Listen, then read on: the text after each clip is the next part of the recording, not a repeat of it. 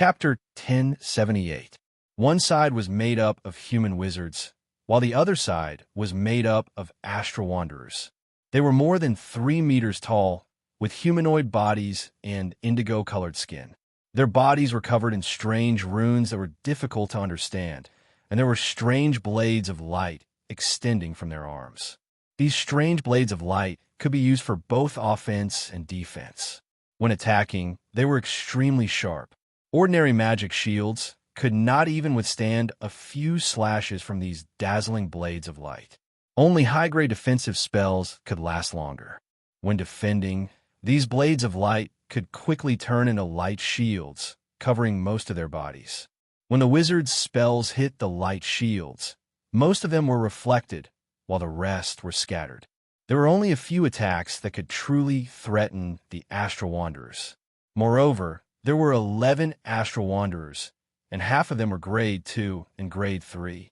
On the other hand, there were only 5 wizards, 2 grade 3 and 3 grade 2. They did not have the advantage in terms of numbers and strength. Fortunately, the wizard team had a reasonable combination of professions, and their spells were very targeted. In particular, the grade 3 plant-type wizard summoned a large number of magic vines in one go, using the floating boulders as a foundation to form a small defensive line. Only then were they able to resist the attacks of a large number of galactic wanderers. Although the overall strength of the astral wanderers was above that of the wizard team, once they entered too deep, they would be entangled by the strange magic vines rooted in the boulders, and a few wizards would focus fire on them. Even a few grade 3 galactic wanderers would not be able to escape unscathed. That was why they were fighting with their hands and feet tied, giving the wizard team a chance to wait for Grimm's reinforcements to arrive. After all, this was the territory of the human wizards. If the astral wanderers had killed these wizards and escaped, it would have been difficult for the human wizards to find them in the vast astral sea. But with Grimm's arrival, the tide of the battle turned in an instant. In the middle of the wizard team, a man in a gray robe with a golden wooden bow on his back was overjoyed when he saw this. He shouted, "Everyone, keep them here." After saying this, he put away his defensive magic wand, grabbed his wooden bow, and shot a few arrows at the astral wanderers who were trying to escape. Speaking of which, it was strange. The wooden bow in his hand and the wooden arrows that he shot out looked ordinary, without any decorative patterns, but they were all accurate. Even if the wooden arrow was blocked by the light shield, it would still pass through and strike the body of the opponent. All the astral wanderers who were hit by the arrow, regardless of whether they were level 2 or level 3, would fall into a trance for 1 to 3 seconds, losing the best opportunity to escape. As for the other sorcerers, they also changed their sorcery tools and began to use large-scale confinement sorcery to try to kill more enemies. Grimm stood in the void, his gaze quickly sweeping across these magi. He clicked his tongue in praise of their toughness as he condensed a dazzling fireball and madly shot it at the astral plane's vagrants who were fleeing in panic. Don't look at how these astral wanderers were able to advance and retreat in front of the sorcerer squad. Their attacks and defenses were strong. However, in front of Grimm, who had grasped 4 types of fire laws, he was as fragile as a paper doll. Grimm's fireballs didn't look strange on the outside, but when they hit their bodies, they were unprecedentedly terrifying. Even if they were level 3 opponents, a single fireball could quickly change its form and turn them into a towering torch. It was as if the energy in the opponent's body had been ignited by Grimm, causing them to be burnt to a crisp. A blue ape-like level 2 denizen of the stars had his lower body entangled by a cluster of terrifying vines. Just as he was trying his best to slash at the vines with the light blade in his hand, a large fireball flew across the sky and hit his body, quickly igniting his entire body. The man only managed to scream twice before he was incinerated into ashes by the exploding flames. His body and soul were destroyed. Seeing his clansmen being killed one by the level 4 sorcerer, a level 3 denizen of the stars roared and stepped into the void. With a shield in his left hand and a blade in his right, he broke through a few bursting fireballs and pounced towards Grimm. Grimm did not move. his right hand continuing to draw out flame runes, condensing them into violent fireballs that shot towards the escaping denizen of stars. His black pupils silently stared at the level, 3 denizen of the stars hiding behind the transparent light shield. The fireballs that were destroyed by the level, 3 denizen of the stars had just dissipated, but before they could merge into the void, they were once again condensed by a strange force, enveloping the denizen of the stars. The level, 3 denizen of the stars, was stunned, and he frantically tried to dodge, but he could not shake off the dark red aura surrounding him. When the fire elemental energy condensed to a certain threshold, with a muffled poof, the level, 3 denizen of the stars was ignited. Logically speaking, with the magic resistance of the astral wanderers, they should be able to pass through even a normal mana tide without suffering any damage. However, in this strange flame that was ignited by the explosion, it was burned to the point that it was scorched on the outside and burned on the inside. It was a tragic sight. It was as if the moment the flame ignited, the magic resistance that he was so proud of suddenly disappeared, and his soft skin that was as tough as shark skin could no longer provide any protection. The level, 3 denizen of the stars had a long lifespan. Even though the magical energy inside and outside of his body was ignited by the law flame, he still struggled to raise his light blade and pounce towards Grim. Grim's black eyes flashed. His right hand finally stopped the berserk fireballs, and he clenched his fist towards the level, 3 denizen. As the berserk fire elemental energy condensed, a huge flaming hand appeared out of thin air, grabbing the level, 3 denizen and shrinking it. The bones in the level, 3 denizen's body crackled, and after holding on for 5 seconds, he could no longer withstand the burning of a law flame. He opened his mouth and spat out a terrifying stream of flames that was a few meters long, and his entire body began to shrivel up. After a while, the battlefield finally calmed down. Only 3 of the 11 astral wanderers had escaped, and the rest were either captured or turned into ashes and were left behind forever. The gray-robed man with the wooden bow hurriedly flew over and bowed to Grim. "You must be Lord Grim. I received Lord Martin's message, and thank you for your timely assistance." The other 4 magi flew over after cleaning up the battlefield. There was 1 woman and 3 men, and they all looked at Grim with envy, bowing and greeting him. "Have you gotten what you want? If you've gotten it, I'll bring you back."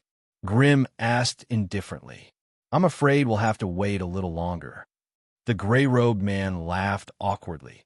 "After we found the seeds of Isara, we were surrounded by the astral wanderers while we were collecting them. We haven't finished collecting them yet." "Then hurry up and do it. I'll protect you for a while, yes." With the support of a Tier 4 sorcerer, the sorcerer squad was able to go all out and do what they wanted. The plant-type Magus flew back to the floating boulder and entered a dark hole to collect the seeds of Isara that had somehow ended up here. The rest of the Magi stood guard at the side, and some flew around to collect the corpses of the astral wanderers and began to skin them. Grim watched for a while and could not help but be curious. He brought over a relatively intact corpse of a denizen of the stars and used the AI chip to scan it closely. It had to be said that while these astral wanderers looked like humans, their body structure and organs were completely different from humans. They did not have breathing or excretory organs, and their strange stomachs seemed to be able to digest anything. From animals and plants to sand and stones, they could even grind up the hard metal ores and absorb the nutrients within before regurgitating the residues. Their bones were not as dense and tough as those in other planes. Instead, they were like a beehive filled with tiny air bubbles and cavities. Every tiny air bubble and cavities was a small magic storage organ, able to store and release violent magic energy. And near their wrists, there was a strange parasitic organ that could convert the magic in their body into a strange light element. As for the form of the light element, it was shaped by the spiritual force of the denizens of the stars. After a deep scan by the AI chip, these astral wanderers no longer had any secrets in front of Grim. According to the AI chip's estimations, The most valuable parts of the astral wanderers were the parasitic organs on their wrists and their skin. After the parasitic organs were removed, they could bring them back for research. Who knows? They might be able to understand the principles behind the production of the light element. Their skin was quite resistant to magic, and it would be valuable to modify it into anti-magic armor. Anti-magic armor was not of much use to Grimm, but the parasitic organs piqued his interest. He casually chopped off the arm of one of the denizens of the stars and kept it in a magic storage box before tossing the rest of the body back to the Magi. It was a 3-hour flight from Isorda's camp, and it was still considered the core of the eye of the storm. It was tens of thousands of miles away from the outer storm zone. Logically speaking, this small group of Magi should have gone to the edge of the storm zone to obtain some good stuff. However, with their strength, they would not be able to protect themselves if anything happened to them if they got too close to the storm zone. Hence, they could only scavenge at the edge of the camp in hopes of finding some strange items that had accidentally entered the core zone. Of course, a common resource like the Isara seed couldn't make them rich, but if they were lucky enough to find star sand, star cores, origin substances, or void stones, they would be able to make a fortune. It would be enough for these rank 2 and 3 Magi to leisurely return to the Magus world and enjoy a comfortable life for 100 to 200 years. This was much easier and faster than being a Magus guarding a plane and carrying out family missions. Chapter 1079. With Grimm holding the line, the efficiency of the wizard team had undoubtedly increased by a lot. It took the plant-type wizard 45 minutes to carefully collect all of the Isurus seeds in the cave. The leader of the wizard team immediately reported the information to Grimm. Grimm silently nodded and calmly said, "Let them gather here. We'll go straight back." "Yes, my lord." Under the leader's signal, the rest of the wizards nervously gathered around Grimm. Before they could understand why Grimm had asked them to gather here, countless fire elemental particles began to gather around them like fireflies, quickly forming a giant flame spell formation. Flames burned within the spell formation, but they could not feel the slightest bit of warmth when they touched their bodies. Just as everyone was feeling inexplicably shocked, the light around them suddenly shook violently, causing their minds to feel as if they had fallen into a bottomless abyss. The world was turned upside down, and they could not tell which direction was which. Fortunately, this inexplicable dizziness did not last long. A few seconds later, as the flame spell formation silently collapsed, the wizards could not help but hold their foreheads and start to retch. The 2 level 3 sorcerers recovered faster. They quickly suppressed their wriggling stomachs and their frantic minds, only to realize that in just a few seconds, the level 4 fire sorcerer had wrapped them up and teleported them to the number 5 teleportation formation. As far as the eye could see, they could see floating boulders of different shapes and sizes all around them. Not far in front of them, on top of a boulder, the unique fluorescence of the teleportation portal lit up half the area. The Silver Alliance puppet master who was guarding the teleportation portal raised his head and looked at the group of people who had suddenly teleported in front of him with a surprised gaze. When his gaze fell on the young fire wizard in the middle of the wizard team, the shock on his face was finally replaced by a hint of a smile. "So you went to rescue the younger generation of the Martin family. I was wondering why you came and went in such a hurry.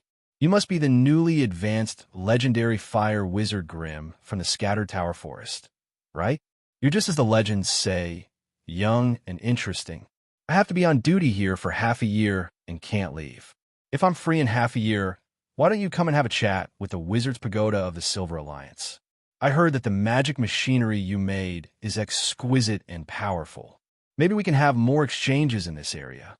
"You are?" Grimm asked hesitantly. "Hee, I forgot to introduce myself. My name is Douglas, and I'm a puppet master. I have a lot in common with you in this aspect. At rank 4, most of the Magi who had relied on luck, family background, and resources had been eliminated. Therefore, almost every rank 4 Magus that stood in front of others had all sorts of strange methods and terrifying abilities. That was why Grimm would not reject a friendly hand extended by a grade 4 puppet master.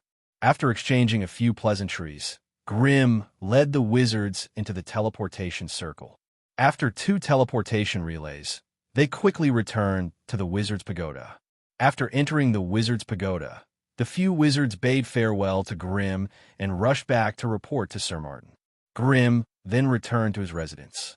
As for the share of resources that Martin had promised him, they would definitely be sent to him after this was over. In this regard, no wizard would risk damaging their own reputation to take advantage of such a small advantage. After returning to his residence, Grimm went straight to the alchemy lab and took out the magic storage box that contained the arm of the denizen of the stars. There were various spell formations etched on the surface of the magic storage box that could seal and isolate most of the flow of magical energy. This would also ensure that the magical energy within the materials collected would not be lost over time. However, in order to ensure the freshness, Grimm felt that it was better to analyze the secrets of the parasitic organ as soon as possible. Grimm carefully placed half of the denizen of the star's arm on a smooth, black, marble-like experiment table. He then adjusted the intensity of the illumination stone and used the AI chip's deep scanning ability to analyze the secrets within. Deep within Grimm's black pupils, rays of blue light flickered continuously, emitting all sorts of special spectral lines with a high frequency. Under the stimulation of these spectral lines, the skin of the denizen of the star's arm gradually became transparent, revealing the flesh, tendons, and bones underneath. Grimm used his hand to press on the skin. The skin was tough and rough, and there seemed to be a special layer of protection on the surface. With a thought, a small orange flame ignited on his fingertip. The skin that came into contact with his fingertip still maintained its indigo color. There was no sign of it being ignited or scorched. Grimm let out a soft gasp of surprise, and the fire elemental energy within the small flame on his fingertip became denser. The orange-yellow flames quickly turned crimson, and the energy level instantly increased from 70 degrees to 200 degrees. Unfortunately, the skin did not change at all. Grimm did not give up, and the fire elemental energy continued to gather. The small flame began to shrink, and although it was not as big as before, the energy level within it had increased from 200 degrees to 300 degrees, and the color had turned from red to white. At this moment, the skin of the Type 3 denizen of the stars finally showed signs of change, and the area that came into contact with the flame had traces of being burnt. Grimm could not help but nod and sigh. No wonder the Sorcerer Squad had such a hard time fighting against these denizens of the stars. Even though these denizens of the stars had simple equipment and were almost naked, their tendons, bones, and skin were comparable to a high-quality Grade 2 enchanted armor. With such magic resistance, the elemental spells of Grade 2 sorcerers could barely deal any damage to them. Only physique refinement sorcerers and bloodline sorcerers with their powerful physical attacks could pose a threat to them. Of course, the magic-resistant skin of the denizens of the Star World was only considered the weakest among all the creatures in the galaxy. If they did not even have this kind of magic resistance, how could they wander around in the depths of the galaxy where the manatide was everywhere? After inspecting the skin, Grimm used a silver knife enchanted with sharpness, armor-piercing, and sturdiness to cut open the surface of the skin. He began to inspect the flesh and bones inside.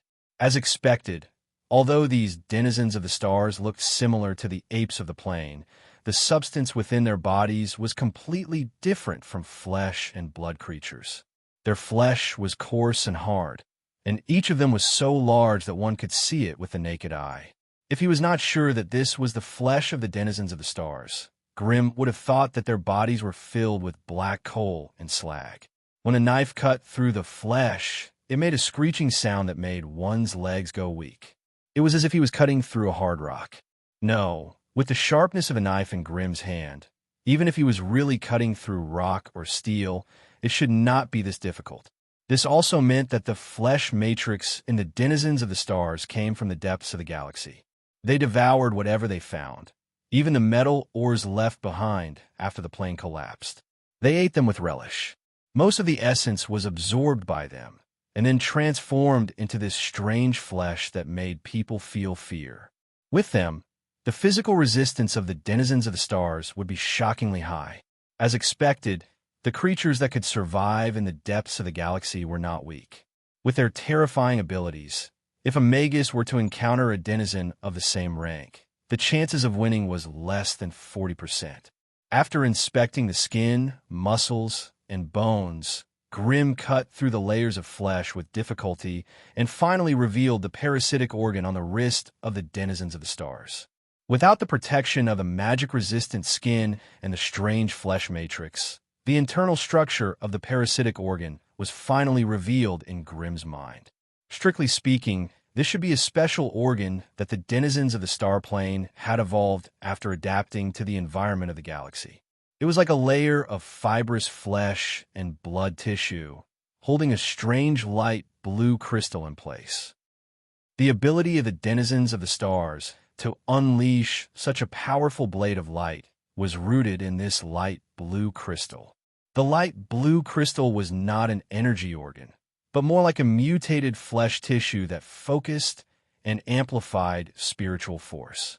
Grimm carefully cut off a few dozen tendons that were tightly wrapped around the surface of the light blue crystal before using the scalpel to gently pick it out. Chip, what is this? Thousands of colorful energy lines shot out from Grimm's eyes and struck the light blue crystal. It took a few minutes before the light blue crystal faded away. Beep. Discovered an unknown focal crystal. Crystal's hardness, 310 degrees. Magnification factor, 172 times. Energy condensation form, unknown. Energy condensation system, none. Elemental effects, none. Focal crystal, magnification factor? Could it be that this crystal could amplify the strength of spells? Grimm held the light blue crystal in his hand and kept injecting fire energy into it with a puzzled expression. As the concentration of fire elemental energy exceeded a certain threshold, there was a soft puff, and a small flame appeared once again. Grimm stared at the flickering flame on the surface of the light blue crystal and could not help but be filled with doubt. The data that the AI chip projected in his mind was very clear. The fire elemental energy in the small flame was almost the same as the energy he injected. There was no amplification effect at all. Could it be that there was a problem with the AI chip's detection? Grimm's heart skipped a beat. He could not help but inject a portion of his spiritual force into the crystal as he injected the fire elemental energy. There was an explosion, as if gasoline had been poured onto a bonfire. The small flame suddenly expanded into a magic fireball the size of a human head, floating in front of Grimm and slowly rotating. Chapter 1080. What the focusing crystal amplified was spiritual force. Although this was a little unexpected, it made Grimm ecstatic. After advancing to rank 4, the limit of his spiritual force had increased to 49 points. At the very least, he did not have to worry about not being able to increase his spiritual force for the next 1,000 years. However, the speed at which his spiritual force increased was as slow as a tortoise's. Even with the help of the AI chip, after many years of arduous meditation, his spiritual force did not even increase by a single point. In the foreseeable future, Grimm would need at least 200 to 300 years of hard work to break free from the initial rank 4 stage. At this point, he finally understood why there were so many grade 4 magi in the scattered tower forest who were still stuck at the initial stage after so many years. Either their potential had been exhausted, or their meditation technique had lost its effect. Otherwise, they would not have allowed this to continue for so long. Hence, in a situation where spiritual force was progressing slowly, if he could use an external object to amplify the effects of his spiritual force, wouldn't that be a form of strengthening? After realizing this, Grimm immediately started to study the focusing crystal. Firstly, it was not a natural product, but a biological crystal that was naturally produced by the denizens of the stars after thousands of years of wandering and evolving. This meant that the focusing crystal could only be harvested from the bodies of the denizens of the stars and could not be found in the outside world. Secondly, every focusing crystal had its own amplification frequency and frequency. In other words, the focusing crystal that Grimm had obtained had a limit when it came to amplifying spiritual force. It was taken from a body of an initial rank 3 denizen of the stars, so the spiritual force it could amplify was limited to the initial rank 3. If Grimm used this crystal with his rank 4 spiritual force, it would not be a problem to limit his strength to below rank 3. Once the spiritual force exceeded the limit of the crystal, it would instantly shatter. Hence, if Grimm really wanted the focusing crystal to help him, he would have to use all sorts of methods to hunt down rank 4 denizens of the stars, and the higher the rank the better. This was obviously difficult to achieve. Ever since he discovered the limits of the focusing crystal, Grimm's emotions had been on a roller coaster, going through ups and downs. He was first ecstatic, then disappointed, and finally a little unwilling. Could it be that this focusing crystal could only be used on rank 3 magi? With a heart full of unwillingness, Grimm gave the AI chip an order. AI chip, search for a way to strengthen this crystal. Also, search if there are any other magi who have discovered the special uses of this focusing crystal. Beep. Mission established. Searching for data. Beep. The focusing crystal can amplify spiritual force. There are records in the Magus books. However, according to the records, magi cannot directly use this ability. Beep. Crystal about the focusing crystal. The focusing crystal. Focusing on the focusing crystal. Focusing on Grimm. Focusing on focusing crystal. Are you saying that I only succeeded last time because you changed my mental waveband and frequency to overlap with the natural frequency of the crystal? That's why I succeeded? Chip. Looking Grimm, he magic crystal too. Magic focusing. Grimm. By Grimm. After all, not every Magus could be like Grimm. With the help of the AI chip, he could adjust and change his spiritual force frequency at will. If he were to spread the word that he was going to collect these crystals, he might be able to exchange for 1 or 2 suitable focusing crystals from those powerful magi. He might not be able to kill the rank 4 denizens of the stars, but that did not mean that the great magi could not. The focusing crystals would not be of much use to them anyway. If he could exchange them for some useful resources, they would be more than happy to do so. However, if such news were to be released, it would easily cause him some unnecessary trouble. Those powerful magi were not fools. If they found out that he could not wait to collect the focusing crystals, they would naturally think that he had a way to use them. If that happened, some great magi would come knocking on his door, and he would be in deep trouble. Thinking of this, Grimm hesitated for a moment before contacting Magus Martin. A moment later, he received a reply. Grimm, your portion has been prepared. I'll send someone to deliver it to you now. Don't worry, Martin. I'll give my portion to you, but I would like you to help me put up a mission to purchase it. What do you want to purchase? I want to purchase one of the light blue crystals from the bodies of the rank 4 denizens of the stars. The higher the quality, the better. Oh, you've noticed the strange effects of those crystals, right? Let me tell you, those things are only suitable for the denizens of the stars. Us magi cannot use them. Collecting them is a waste of resources. Help me out. I feel that there's some sort of secret hidden within them. I need a high-grade one to experiment on. That's fine. However, while they're not suitable for magi, they are still considered rank 4 items. The price you'll have to pay is not small. Also, only the great magi have rank 4 crystals. If you use magic crystals to purchase them, they won't even look at you. In Exodar Camp, most of the rank 4 and above items can be exchanged with other items. If you can't take out something that they're interested in, it will be difficult to obtain a rank 4 crystal. A rank 4 item, something that even the great magi would be interested in. Grimm pondered for a while before finally speaking. I have a complete skeleton of a rank 4 holy knight from another world. The skeleton of a rank 4 holy knight? That's not worth much, at least in the eyes of the great magi. The great magi have killed many rank 4 creatures.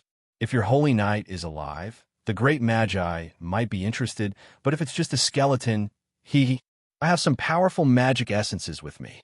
Powerful magic essences can only be considered a rank 3 item. The materials used to make them are a little special. After consuming a certain amount, even a normal person will have an affinity with the elements. What? How is that possible? Has the effect been verified? Without a doubt. As if this news was a little shocking, Magus Martin only replied after a long time. Grim, I've already spread the news. There's a great Magus who wants to talk to you. Before Martin could finish a sentence, his message was interrupted by a strange voice. From the sound of it, it seemed to be Magus Signs. Little fellow, why did I hear from Martin that you have some strange things in your hands? Can those powerful magic essences really bestow mana to normal people? Yes, Lord Signs. The method I use to refine these powerful magic essences is a little different from other magi, so it has a unique effect. If a normal person eats it for 10 days, 50 grams a day, they will have an affinity with the elements. Good, good, good. That's great. On the other side of the message, Magus Signs was so happy that he started to speak incoherently. Tell me, how do you want to trade for these powerful magic essences? I'll give you 5 million magic essences. That should be enough, right? Lord Signs, I actually want to use them to buy a suitable crystal from the denizens of the stars. Why do you want to collect those things? Many magi have already tried, but those crystals have already been solidified by the denizens of the stars. Other than them, no magus can use them. I want to study the principles behind its transformation and see if I can use artificial methods to cultivate some focusing crystals. I don't care what you want to do with them. Prepare those powerful magic essences for me. I'll be back in a jiffy. I know very well which of those old fellows in Exeter's camp have those focusing crystals. If I find out that those magic essences don't have the effects you said after the trade, you'll be in big trouble, kid. After the great Magus Signs cut off the connection, Martin's voice once again entered Grim's ears. Congratulations, Grim. You found a good buyer for your goods. Why is Lord Signs in such a hurry to obtain these powerful magic essences? Could it be? That goes without saying. Lord Signs has already left the Magus world for 1,300 years, and the bloodline he left behind in the Scattered Tower Forest has already declined to the point of no return. Although the Scattered Pagoda Forest Association is taking care of his descendants, there hasn't been a single sorcerer among his descendants in the past 300 years. Based on this trend, if no magi are born in another 100 years, the status of this Magus family will be revoked, and they will become ordinary nobles in the secular world. Lord Signs has resources and magic crystals, but there isn't even a single acolyte in the family. Do you think he's not in a hurry? Grim could not help but suck in a breath of cold air. This was the truth behind the rise and fall of many Magus families in the Magus world. Although there was a great Magus ancestor taking care of the family, the development of the family in all aspects would not be too bad. However, the continuation of the family's bloodline would degenerate with the passage of time, until it became an ordinary family again. The phenomenon of the bloodline weakening and degenerating was also a problem that had no solution. After all, the birth rate of magi would rapidly decrease as their rank increased. Regardless of whether it was a male or female magus, an overly strong life force was very disadvantageous to the birth of future generations. If one side was too weak, then the terrifying radiation from the other's life essence would be enough to kill all the fertilized eggs that did not meet the requirements. If both sides were very strong, then the life essence itself would inherit the strength of their bodies. It was very easy to treat the other side's life essence as an enemy, and then start a life and death struggle for control of the life essence. These instincts were obviously not controlled by the Magus themselves. Chapter 1081. In terms of effectiveness, the potent magic essence was much weaker than the breeding flower. After all, the breeding flower was the best solution to the Magi's reproductive problems. The potent magic essence, on the other hand, could only fill in the gaps and make up for some innate regrets. However, the breeding flower was a grade 6 item, while the potent magic essence was a grade 4 item. Comparing the two, it was obvious which one was more difficult to obtain. If a breeding flower appeared in Essadar camp, even the grade 6 magi would be fighting over it. How could Signs, who is only a grade 5 magus, have a chance? Moreover, if the potent magic essence fruit was as Grimm had said, and could grant ordinary people an affinity with the elements, it would soon become a target for magi to hoard. At that time, it would be wishful thinking for Signs to obtain the potent magic essence at such a small price. Hence, it only took half a day for Signs to exchange a grade 4 high-grade focusing crystal for a portion of the potent magic essence from Grimm's hands. As for the effects, he would naturally use a suitable descendant of his family to test it out. After all, Signs did not lack resources, knowledge, or spells. However, 2,000 years had passed, and the bloodline he had left behind in the scattered towers had declined to the point where they could not even select a single acolyte. This made him sigh every time he thought about it, but he could not do anything about it. Now that he had the potent magic essence, his family had a chance to rise again. After Signs left, Grimm excitedly rushed into the alchemy laboratory. After a series of tests by the AI chip, the grade 4 focusing crystal's quality and magnification coefficient were far above that of the grade 3 crystal. Beep discovered a grade 4 focusing crystal. Crystal's hardness, 450 degrees. Magnification coefficient, 257 times. Energy condensation form, undetermined. Energy condensation system, none. Elemental effect, splash. With a magnification coefficient of almost 3 times, this meant that when Grimm used the focusing crystal to pour his spiritual force into the fire spell, he could increase the spell's power by 2 to 57 times. Moreover, because the spell contained a large amount of spiritual force, it had a special splash effect. Just like a thought wave, after a spell hit its target, it would spread the damage outwards like a collapsing water ball. Although this kind of transmission would reduce the power of the attack, it was still a good AoE attack method. An attack amplification of 2 or 57 times. One had to know that elemental sorcerers were known for their offensive capabilities, and fire sorcerers were recognized as the most powerful weapons among all elemental sorcerers. If Grimm's attack power was multiplied by 257, then the terrifying effect of his attack power would be enough to cause the enemy to feel pain in their bones. With such powerful firepower and 4 types of flame laws, not to mention the enemy, even Grimm couldn't help but feel excited when he imagined the scene. His body trembled slightly.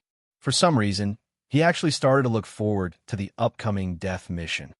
Although the use of the focus crystal had been verified, simply using it like this could easily make it the focus of the enemy's attacks.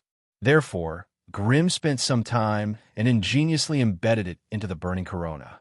Usually, Grimm would not run around with the exquisite magic crown on his head. He would only put on the fire set equipment set in battle. This way, when Grimm wore the burning corona, the focus crystal would be positioned on his forehead, making it easier for him to use his mental energy. Although the outer regions were filled with danger, it was also the best battlefield to train a sorcerer's combat abilities. Thus, the sorcerer world and the various camps in the outer regions had never been cut off. Large sorcerer families or organizations could send batches of sorcerers to the dimensional battlefield or the outer regions, allowing them to grow quickly through blood and fire. Although this would result in the loss of a large number of low-level sorcerers, as long as a low-level sorcerer could grow by stepping on the corpses of others, the family would receive 10 or even 100 times the benefits. Previously, the Crimson family did not have such conditions, so they could only use the more dangerous dimensional battlefield to train their members. And now, as a pioneer, Grimm had a preliminary understanding of the situation in the Outer Realm. He had also made arrangements and plans to expand his family's influence here. However, this was all in the future. The most important thing for Grimm now was how to survive the terrifying death mission. Thus, Just as Grimm was calming his mind and making various preparations in the wizard's pagoda, some unexpected visitors disturbed his peace. Great Wizard Anremus? Why'd he send you here? Inside his residence, Grimm was dumbfounded as he looked at the strange grade 4 sorcerer in front of him. One male and one female with two heads sharing a single body. He did not know how to react. In truth, most sorcerers would undergo some sort of mutation when they reached a high level, but it was rare to see such a strange mutation. Lord Anremus heard that you have a powerful magical essence that can give ordinary people magical powers, so he sent us siblings to trade with you. These are the items we brought. Take a look. The one speaking was the male of the two heads. He called himself the elder brother, and his face was cold and sinister, his eyes fierce. The other woman's head wasn't ugly either. She had delicate features and was rather impressive. Unfortunately, they had two heads, and it seemed like only one of them could control the body at any time. Thus, while the elder brother spoke confidently, the younger sister closed her eyes and tilted her head to one side, as if she had fallen into a deep sleep. With a wave of the two-headed Magus's hand, three strangely shaped items floated in front of Grimm. Grimm's gaze lingered on the two-headed Magus for a long time before slowly drifting to the first item. It was a seed of a strange plant that he had never seen before. It was about the size of an egg, and its skin was brown, with some strange magical runes faintly discernible on its surface. Natural magic runes? According to Grimm's knowledge, life forms that had natural magic runes had all sorts of unique effects. If it was just Grimm alone, no matter how knowledgeable he would not be able to remember all the hundreds of thousands of magical plants recorded in the Magus Handbook. But with the help of the AI chip, the AI chip quickly revealed its true identity based on its appearance, color, and special magical aura. The seed of a sunflower vine. If it was planted in the bedroom of one's residence, it would grow into a mature sunflower vine, and it would be able to absorb magic power and spit out a strange fragrance that could promote meditation. It was said that it was also effective on rank 4 magi. Just from this point alone, it could already be considered a pretty good resource for support-type magi. Hence, the AI chip had evaluated it as a rank 3 item, which could barely be classified as a rank 4 item. The second item was a memory crystal. Grimm grabbed it and held it in front of his forehead, sensing for a while, and immediately found the information inside. Stored within was a rank 4 fire spell, Flowing Fire Waterfall. It was able to condense fire energy into a stream of high-temperature flames, which could be used to attack and drown the enemy at any angle. Its attack power was around 1,400 to 1,600. For the sake of confidentiality, only the first half of the information was revealed. The rest of the information regarding spells, incantations, and spiritual force undulations were all sealed by a spell. Grimm hesitated for a moment, but still put it back and turned to look at the third item. The third item was a genuine flaming coral staff. The dark red tip of the staff, the body covered in strange runes, and the hot aura it exuded clearly showed its identity. A tier 4 fire elemental staff. What it could give Grimm was a 7% increase in the damage of fire spells. Although 7% was not a big number, with Grimm's improvement in spells, any increase in a single percentage point would mean a terrifying increase in energy damage of over 100 degrees.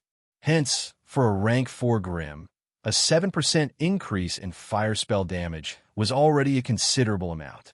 Grimm slowly scanned the 3 rank 4 items in front of him. Although he was tempted, it was not to the point where he had to make a trade. If he brought the flaming coral staff, it would mean that he had completely given up on close combat and would instead be a spellcaster. This, for his high vitality and decent strength, it was a huge waste. As for the rank 4 fire spell, it was not a necessity. Ever since he had advanced to rank 4, the AI chip had been busy helping Grimm calculate and upgrade the few rank 3 fire spells he had. Up until now, the rank 3 Berserk Fireball had been upgraded to the rank 4 Blazing Fireball. The rank 3 Blazing Gate had been upgraded to the rank 4 Molten Gate. The rank 3 Meteor Blast had been upgraded to the rank 4 Meteor Blast. The rank 3 Lava Armor had been upgraded to the rank 4 Blazing Form. Apart from that, the Flame Teleportation and Flame Jump had also been upgraded to varying degrees.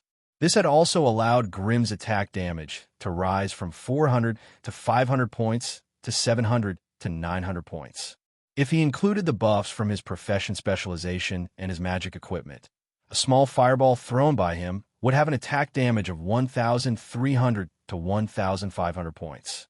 Of course, if he were to display the power of the newly obtained Focus Crystal, Grimm's attack would reach a shocking 3,900 points. This, for a magus who had just advanced to rank 4 less than a decade ago, this was simply too shocking. It was precisely because of this confidence that Grimm felt that the 3 rank 4 items before him were of little value. When the two-headed magus saw Grimm's hesitation and dissatisfaction, he could not help but feel a little surprised. After all, Great Magus Anremus was a rank 6 magus from the Magus Association.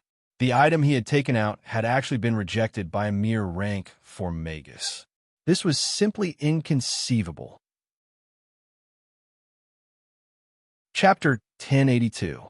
The older brother's male head was about to say something, but he was pushed aside by the younger sister's head, who suddenly opened her eyes. After losing control of his body, the male head closed his eyes and the expression on his face disappeared, as if he had suddenly fallen into a deep sleep. The other sister's head moved to the center of her neck, opened her eyes, and looked at Grimm carefully. "You're Grimm, right? My brother was a little rude just now. He didn't introduce himself. My brother's name is Mangles, and I'm Chiolisha. We're also participants in the mission to wipe out the Arcane Kingdom." The sister's voice was soft and gentle, and it was obvious that her personality was much gentler than her brother. "Oh," Grimm raised his eyebrows and looked at her with a much kinder gaze. "I'm sure you know that those of us who are pushed to participate in the mission can almost be regarded as cannon fodder. Once we break into the Arcane Kingdom, not to mention the great Arcanists, even the companions around us who are trustworthy will be few. So, you want to form an alliance in advance?" "Yes." Chiolisha smiled indifferently. "Instead of doing nothing and waiting for the arrangement of fate, it's better for us to join forces so that we can have a certain degree of self-protection. At least, we can deter the monsters in the disaster world so that they won't treat us as prey."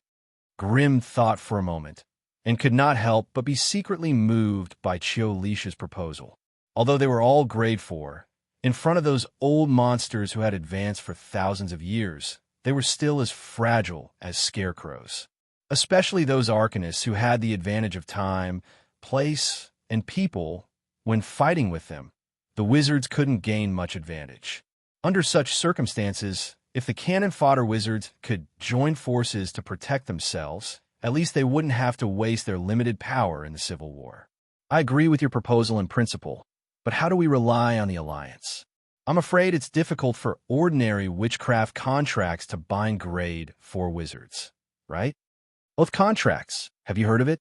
"I've heard of it. It seems that several wizards who participate in the oath each cast a curse witchcraft. In this way, those who violate the contract will suffer the joint curse of the other wizards." "Yes, this is the text of the contract we drafted. If you think it's suitable, you can join it and leave your own curse spells." Chiolisha waved her hand in the air, and a strange black slate made of an unknown material appeared. On it was a binding contract written in the common language of wizards. At the corner of the stone slab, the 3 Magi's spell seals were engraved.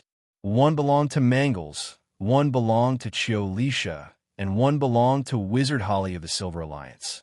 Moreover, Grimm could smell the scent of curses or voodoo items from these names. Now it seemed that only he and the Northern, which were missing. Grimm's eyes quickly scanned through it and quickly stored the contents of the contract into his mind. As he closed his eyes and pretended to be deep in thought, the AI chip quickly analyzed the contents of the contract. It confirmed that this was a contract that restricted the participants from fighting amongst themselves and that they had to work together to resist the enemy. There were no hidden language traps or magic traps. Soon, Grimm opened his eyes. He smiled and stretched out his hand to draw a series of flaming runes in the air. These runes did not dissipate immediately. Instead, they gathered together and collided with each other, finally condensing into a strange rune formation with a complicated structure. Under Grimm's control, strange runes wrapped around his witchcraft imprint and floated towards the black slate, quickly fusing into it. In the next moment, Grimm's name appeared on the slate. What an exquisite and complicated flaming rune formation. You actually didn't use a curse spell? Shiolisha gasped in surprise. I don't know much about curses, and I don't have enough cursed items to restrain a rank 4 magus, so I can only use a flaming rune formation instead. It only contains one of my flames. It doesn't matter. It's just a way to maintain trust. As long as we don't want to die together, I don't think anyone would be stupid enough to tear up a contract that has great benefits for them. Shiolisha smiled, as if she did not care about this at all. However, if she could see through the flaming rune formation that the flaming attack had reached 3,700 degrees, she would not be smiling so easily. 3,700 degrees. Such a terrifying flaming attack could instantly kill a rank 4 magus below the middle rank. Even those bloodline magi or body-tempering magi who were known for their physiques would suffer a great deal if they were not on guard. After all, most beginner magi had a base attack of between 1,100 to 2,000 degrees, while middle-rank magi had a base attack of 2,000 to 3,000 degrees. Grimm's strongest attack could reach 3,900 degrees, which was enough to rival high-ranked magi who were close to their peak condition. However, he was just a beginner rank 4 magus who had just advanced a little over 10 years ago. Since Grimm had already signed the contract, they were now allies. Their conversation was much more relaxed and natural. This time, we were the ones who volunteered to run errands for the great Magus Anremus. So, we'll need your help in the exchange. How about this? If you're not satisfied with the few items Lord Anremus has given you, I still have a 7 hearts grass here. How about it? Sorceress Shiolisha was obviously very good at socializing, and the reason she gave was something Grimm could not easily refuse. Thus, Grimm hesitated for a moment, and finally exchanged a person's portion of powerful magic essence for the rank 4 blazing coral staff and the 7 hearts grass. The 7 hearts grass was a resource that could barely squeeze into the ranks of a rank 4 magus. When a magus's body was seriously injured, he could use the 7 hearts grass to reattach his broken limbs without losing his basic combat power. Sorceress Shiolisha could not help but smile as she had roped in another ally and completed the mission given by the great magus. After exchanging communication methods with Grimm, she left happily. When the residence was quiet again, Grimm asked, Chip, how's the analysis of their data? Beep. The target has a powerful life force. The Chip's probing and deep scanning are all blocked. Based on the method and degree of distortion of the life force, this 2-headed magus should be an elemental magus who forcefully advanced after fusing their souls. Fusing their souls? Their souls are not strong enough to advance to rank 4. In order to forcefully advance, they had no choice but to fuse a portion of their souls and bodies, which is why they can barely exist as 2-headed magi. What about their combat power? Individually, they're only at the peak of rank 3, and after fusing, they are at the initial rank 4. In other words, their usual battle prowess is still below grade 4. Only by using spells and combining their strength can they reach grade 4. No wonder they are in such a hurry to rope in some allies. So it has to do with their strength being the weakest among all the participants of this mission. If they don't have an oath or a contract, I'm afraid they'll be the first ones to be eliminated. After putting away the 7 hearts grass, Grimm rubbed the flaming coral wizard staff in his hand to make sure there were no suspicious marks or marks left on it before storing it into the Elder's Ring of Authority. The reason why he chose this magic staff was because it was more suitable for his identity. Since the other party wanted to form a team with him, Grimm knew that he was an elemental magus who was proficient in fire spells. This way, he could avoid the more dangerous close combat. After all, it was not a bad choice to hide a portion of his strength in an unfamiliar team. Outside the wizard's pagoda, the pair of two-headed sorcerers flew quickly in the sky while communicating with each other using a special sorcery technique. What do you think of the legendary fire Magus strength? The one who spoke was the elder brother, Mangles. His strength is far above ours. Most importantly, he doesn't seem to care about forming an alliance. The younger sister, Chiolisha, calmly analyzed. This might have something to do with his smooth development. Otherwise, how could he fight against the competitors from other planes with his strength alone in such a dangerous mission? Right? Do you think we still need to get in touch with that Northern Witch? According to the information we have, the Northland sent a Tier 4 Dark Witch to carry out the mission. She's also the only middle-ranked Magus among all the participants. Do you think that with their arrogance and pride, they'll accept our conditions?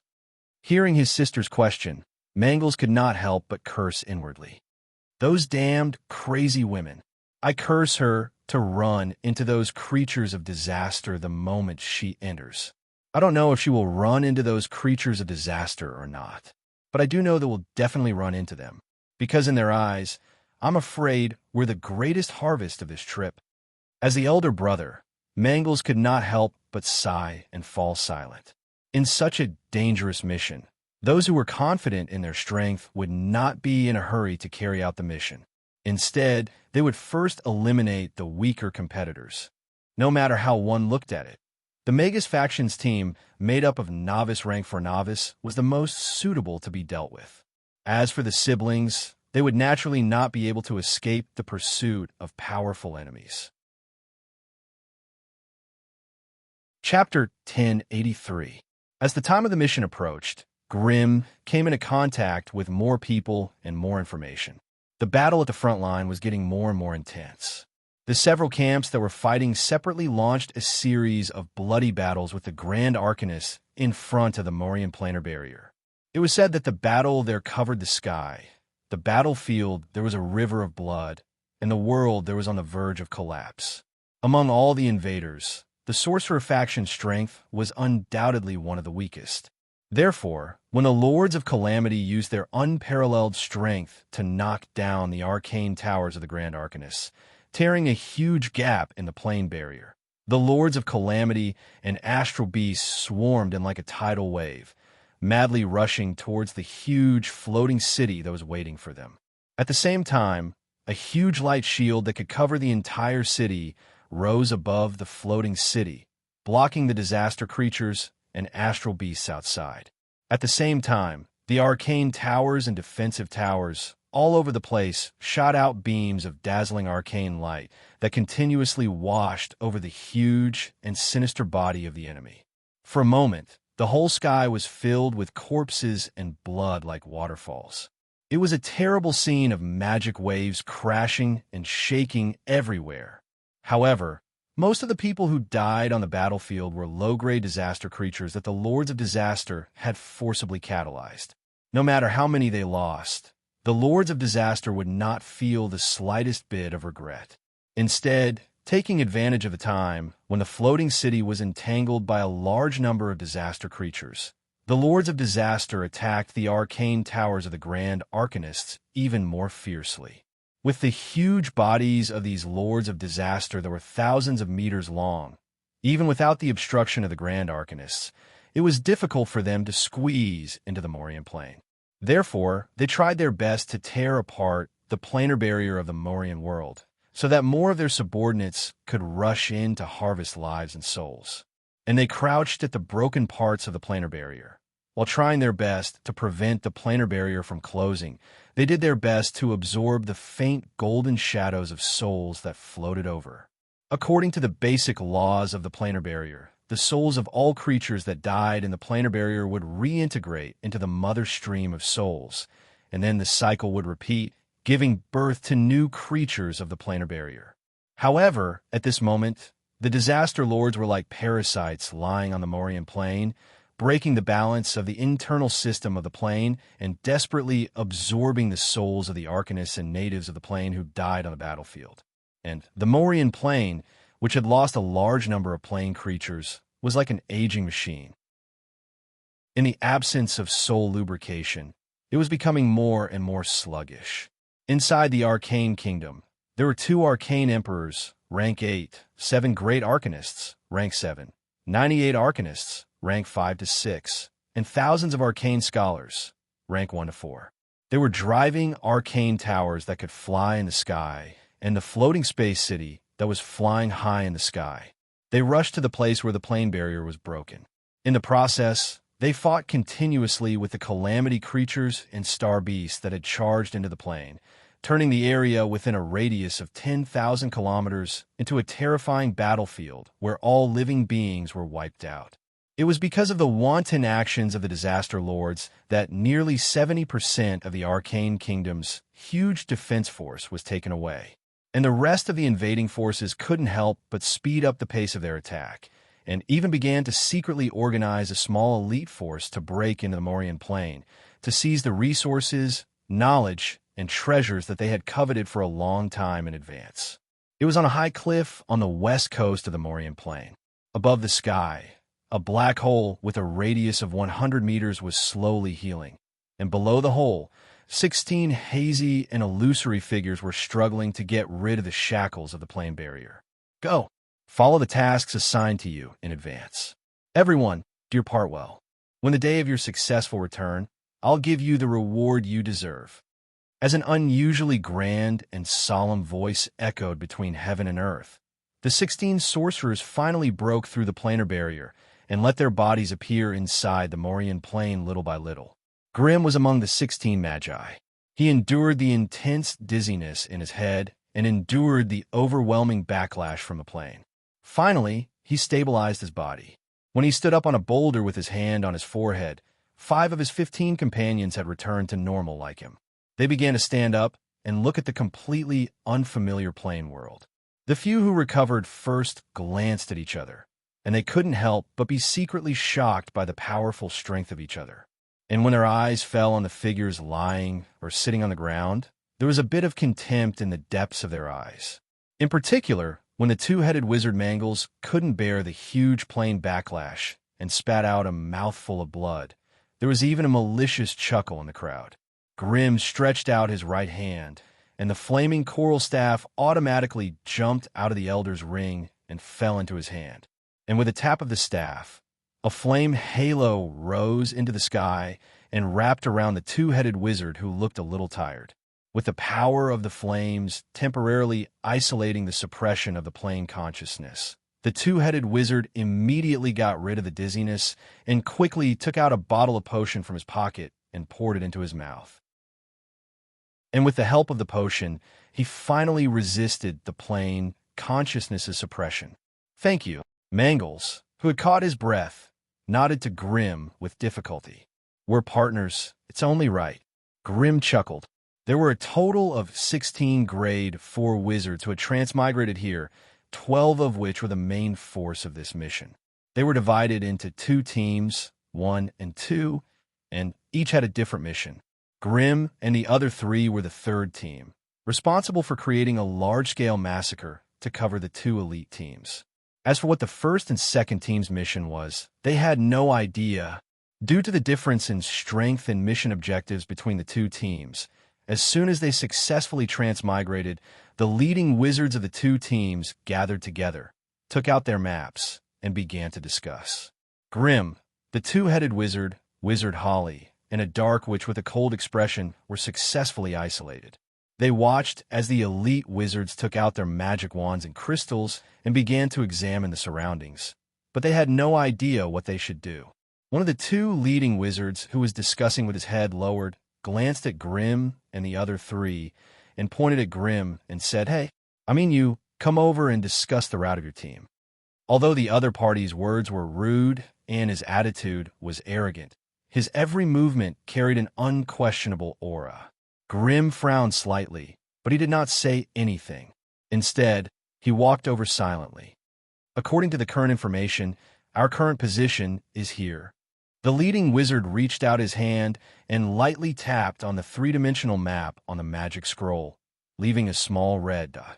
Grimm's gaze swept across, and a blue light flashed in his eyes. Soon, the entire plane map was etched into his mind. Overall, the Morian plain could be divided into 6 medium-sized plains, and the continents were filled with huge oceans. They were now on the west coast of the Kinto's continent, backed by the Jewel Sea, and in front of them was the huge territory of the Arcane Kingdom. You and your companions are carrying out a cover mission, so your route must be able to create a huge attack momentum. After you leave, follow this route and attack the cities and arcane towers of the Arcane Kingdom along the way. Of course, if there's a chance, I'll leave this floating city to you. With a gentle stroke of the finger of the leading wizard, a striking red line ran straight through the Kinto's continent and landed on the other side of the continent. Grimm hesitated for a moment, but he still lowered his posture and asked in a low voice, "Sir, do you know the approximate location of those disaster creatures that broke into the plane earlier?" The leading sorcerer was a rough-looking body refinement sorcerer with a huge scar on his right cheek. He raised his head and glanced at Grimm. Finally, a sinister smile appeared on his face. "Since you're the strongest among them, I'll tell you. Here." Grimm's expression changed slightly when he saw the huge circle that his opponent had casually drawn on the map. Although the attack route drawn by the other party didn't coincide with the huge red circle, the closest distance was only 3,000 kilometers. That distance might be a chasm for ordinary people, but for those disaster creatures or star beasts who didn't follow the rules, it would only take them half a day to rush over. This also meant that they were likely to encounter ferocious competitors along the way. Both sides rushed into the Morian plain for the precious resources, treasures, and arcane knowledge of the Arcane Kingdom. Of course, the other party was more likely to come for the origin of the plane and the crazy killing. Under such circumstances, if the two sides bumped into each other, it was almost a delusion to pass by politely. They would not be able to get away easily without going through a lot of killing. Grimm's expression changed a few times and finally nodded silently. In the wizard camp, miscellaneous grade, for wizards like them were the least valued. If there was a dispute between the two sides, they would be the unlucky ones, not the other side. Just as the dozen wizards finished discussing their route of advance, there was a sudden roar of beasts not far away. Under the leadership of a berserk rhinoceros, hundreds of forest magical beasts rushed out of the forest and pounced on the wizards. Grimm looked up and could see from afar that their eyes were red, and they were foaming at the mouth. They looked like they were in a frenzy. This is the final madness of the plane's consciousness. It actually sent a group of magical beasts with the strength of grade 1 or 2 to die. Come on, kill them all, then we'll hurry on with our journey. Chapter 1084. The invasion of multiple powerful forces had triggered a violent upheaval in the Morian plain. This kind of upheaval that affected the entire plane world might only be a great crisis for the Arcanists who could change the world with a wave of their hands. But for the people at the bottom of the plane, it was no less than the change of the world and the collapse of the world.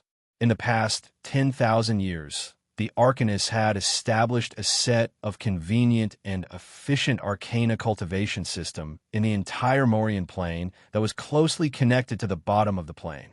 This system had also clearly divided the Arcanists and the wizards into two distinct spellcasters. Among the many books of witchcraft that Grimm had read, there was once a great wizard who was very fair and impartial in evaluating most of the spellcaster systems. In the early evolution of intelligent creatures, when faced with thunder, fire, and wind that they didn't understand, people could only choose to pray devoutly and approach carefully. This attitude towards extraordinary power continued to evolve. In the end, those who were equal became shamans, those who were prostrated became priests, and those who were enslaved became arcanists. From this point of view, the classification of arcana had a kind of uncompromising nature. This might also be seen as an overall characteristic of the arcanists. As a member of the spellcasters, the wizard's research was usually too bloody, taboo, human transformation, and violent slavery. They only sought results regardless of the means. The purpose of witchcraft research was no longer to explore the truth of the world or the origin of magic. It was usually just to master some kind of stronger power or to solve some difficult problems. Therefore, in many places, the local spellcasters regarded the wizards as arcane tricksters or evil wizards. The arcanists, on the other hand, were known as the eternal pursuers of the truth of the world and the origin of magic. According to their own ideas and the characteristics of the system, the arcanists built arcane towers that could fly in the sky and the earth, and huge floating cities that could be used as flying fortresses. And the huge arcane kingdom was built around this system. The arcane kingdom divided each plane of the continent into provinces of different sizes, and the real control center of each province was a huge floating city. Most of the floating cities were built on the nodes of the ley lines, using the magic tide to trigger the surge of elements, thus creating an elemental pool with a continuous stream of energy. Although the floating city built in this way could float thousands of meters above the sky, it was a little difficult to move freely. Once it left the node, it would lose the constant supply of energy, and the floating city could only rely on the energy stored in the elemental pool to support its flight. If they could not reach the next node before the energy ran out, then what awaited the floating city was a huge disaster. Because the floating city could only be used as a huge fortress and could not be moved freely, the arcanists specially built arcana towers that were more flexible. With the arcanists' arcana towers, the arcanists could charge into void storms unscathed, dive thousands of meters into the ocean to explore and search for resources and treasures at the core of the planet. It was with the protection of the arcanists' arcana towers that the arcanists, whose bodies were no different from those of ordinary people, could fly in the sky and burrow underground. In order to meet the needs of the plane conquest, the arcane kingdom even developed the terrible half-bit wall, which covered an area of tens or even hundreds of kilometers, transformed the half-bit wall into strong ships and cannons, which were used to blast open the protective barriers of the secondary bit wall. According to the wizards' past dealings with the arcane kingdom, even those arcane emperors who were as high as grade 8 only had physical strength that could barely reach the grade 3 standard of the wizards. The arcanists only focused on the research and popularization of arcane knowledge, but they rarely spent a huge amount of resources to polish and transform their bodies like the wizards. They needed to rely on a series of arcane facilities, such as the Arcana Tower, the Elemental Pool, the Mana Pool, the Spell Pool, and so on. Once these external things were stripped away, the arcanists were simply too weak to withstand a single blow. 3 days later, in the early morning, Grimm's group was traveling on a grayish-white carriage road. Since they used witchcraft to conceal their appearance and clothing, in the eyes of outsiders, they looked no different from the natives of the plain. Along the way, all the roads were crowded with people fleeing with their families and bags of all sizes. They all came from the southeast, and they were trekking aimlessly along the road. They didn't know where they should escape to. Since Grimm and his team were moving in the opposite direction, many kind-hearted people along the way tried to persuade them to turn back and not go to the large cities and the floating city. It was said that the battle there was the most intense, and the casualties were the heaviest. Grimm smiled and refused all the persuasions. He still took his 3 companions along the road and quickly approached the first target. In the series of targets set by the main wizard team, the first one was a small human city guarded by an arcane tower. Since the main wizard team has appointed you as the captain, then, Master Grimm, how do you plan to assign the attacking positions? The Dark Witch, who had been silent all the way, couldn't help but ask. As soon as she opened her mouth, the team was filled with a strong, sour smell. Hearing the assignment, the double-headed wizard and the wizard from the Silver Alliance couldn't help but raise their heads and look at Grimm. The Dark Witch's name was Shunny, a powerful intermediate rank 4 wizard. Her appearance and figure were both excellent, and she looked like a very beautiful woman. She was also unusually tall. However, her temperament was unprecedentedly cold and aloof, and she rarely interacted with other members of the team. Not to mention wizards like Grimm and Hori. Even the 2-headed wizard who had switched to Chio Leash's personality could not get a chance to talk to her.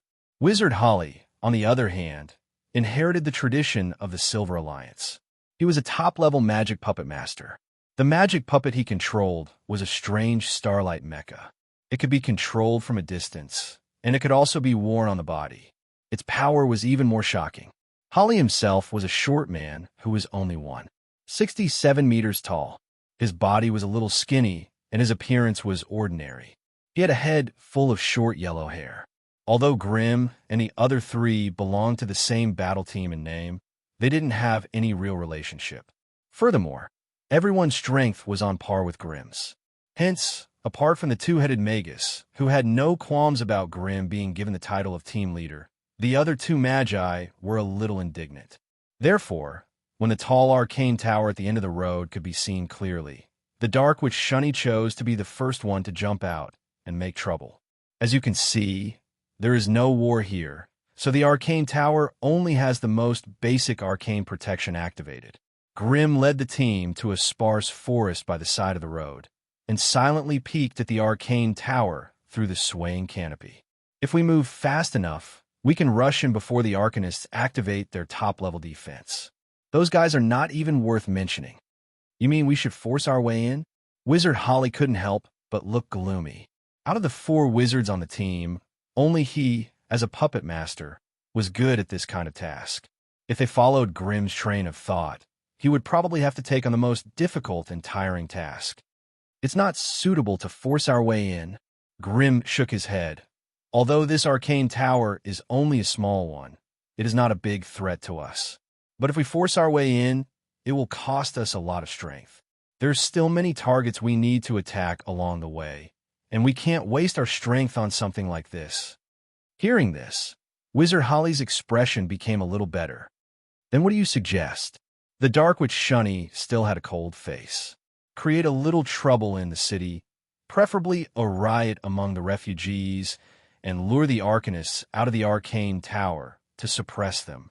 That way, we can take advantage of the chaos to attack. Everyone lowered their heads and thought for a moment. Although they were a little suspicious and dissatisfied with Grim, the method he suggested was the most suitable for the current situation. Therefore, everyone nodded. There are arcane facilities in the arcane tower that can monitor the whole process. If we attack in the city, the spilled witchcraft waves will be easily detected by the enemy. Therefore, try not to use witchcraft if possible. If anyone has a suitable special ability, we can use it now. Grim pondered for a moment, and then filled in some loopholes in the plan. Let me do it. The two-headed wizard Mangax could not help but laugh. My sister is good at psychic spells, and she also has some special psionic abilities. I guarantee that we won't attract the Arcanist's attention. That's good. After we enter the city, Mangax, you'll be in charge of encouraging the refugees and citizens to rebel. It's best if you can also send some people to besiege the arcane tower. Holly, you and Shunny will lie in ambush near the entrance of the arcane tower and wait for my signal. Once you receive the signal, force your way into the arcane tower. Remember, you must destroy their elemental pool first. Understood. All right. Those who were able to stand here were all powerful sorcerers who had experienced thousands of bloody battles and slaughtered their way up step by step. For this kind of mission, there was no need to carry out too detailed arrangements and assignments. As long as the entire battle plan was pointed out, they would naturally understand. Let's enter the city. Chapter 1085. Although it was a small city in another world, but in Grimm's perception, it wasn't much different from the human cities in the wizard world. If there were any differences, it would be the strange facilities and strange buildings that were full of arcane style. Smooth and wide streets, row upon row of shops, residents wearing brightly colored clothes, clean and beautiful environment, small open gardens and lawns everywhere. It had to be said that among the dozens of different planes that Grimm had visited, the civilians of the Arcane Kingdom had the best living conditions and enjoyed the most benefits among the human branches. Although there were no Arcanists on the streets, the style and characteristics of the Arcane Kingdom were everywhere. For example, there were tall street lamps along both sides of the street. Even in the most extravagant and luxurious cities in the wizard world, the light source used for the street lamps was cheap illumination stones. But here, there was an arcane crystal with excellent magic conductivity stored in the street lamps. Arcane fountain, arcane square, arcane garden, arcane library. Even in front of the shops, Grimm saw arcane puppets that were controlled by ordinary people carrying goods. In the wizard world, only wizards were qualified to own all-metal puppets that were worth hundreds of thousands of magic crystals. Although the turbulence of the playing world inevitably affected this place, compared to other places, the people here were calm and collected. After all, with the protection of the arcane tower, even the ferocious monsters from the other world couldn't wreak havoc here. At this place, Grimm took off his thick traveler's cloak and the gloomy hood, revealing his handsome face. He mingled with the crowd and looked around with a smile on his face. There were not many people in the small city. Even with the refugees who had been fleeing in the past 6 months, the total population was only about 50,000. There were also well-equipped relief facilities in the city, so there were not many wandering and gathering refugees on the streets. The city was still in good order. However, Grimm's all-encompassing spiritual perception told him that the two-headed Magus had already switched to Chio Leash's personality and had successfully infiltrated the refugees' gathering place.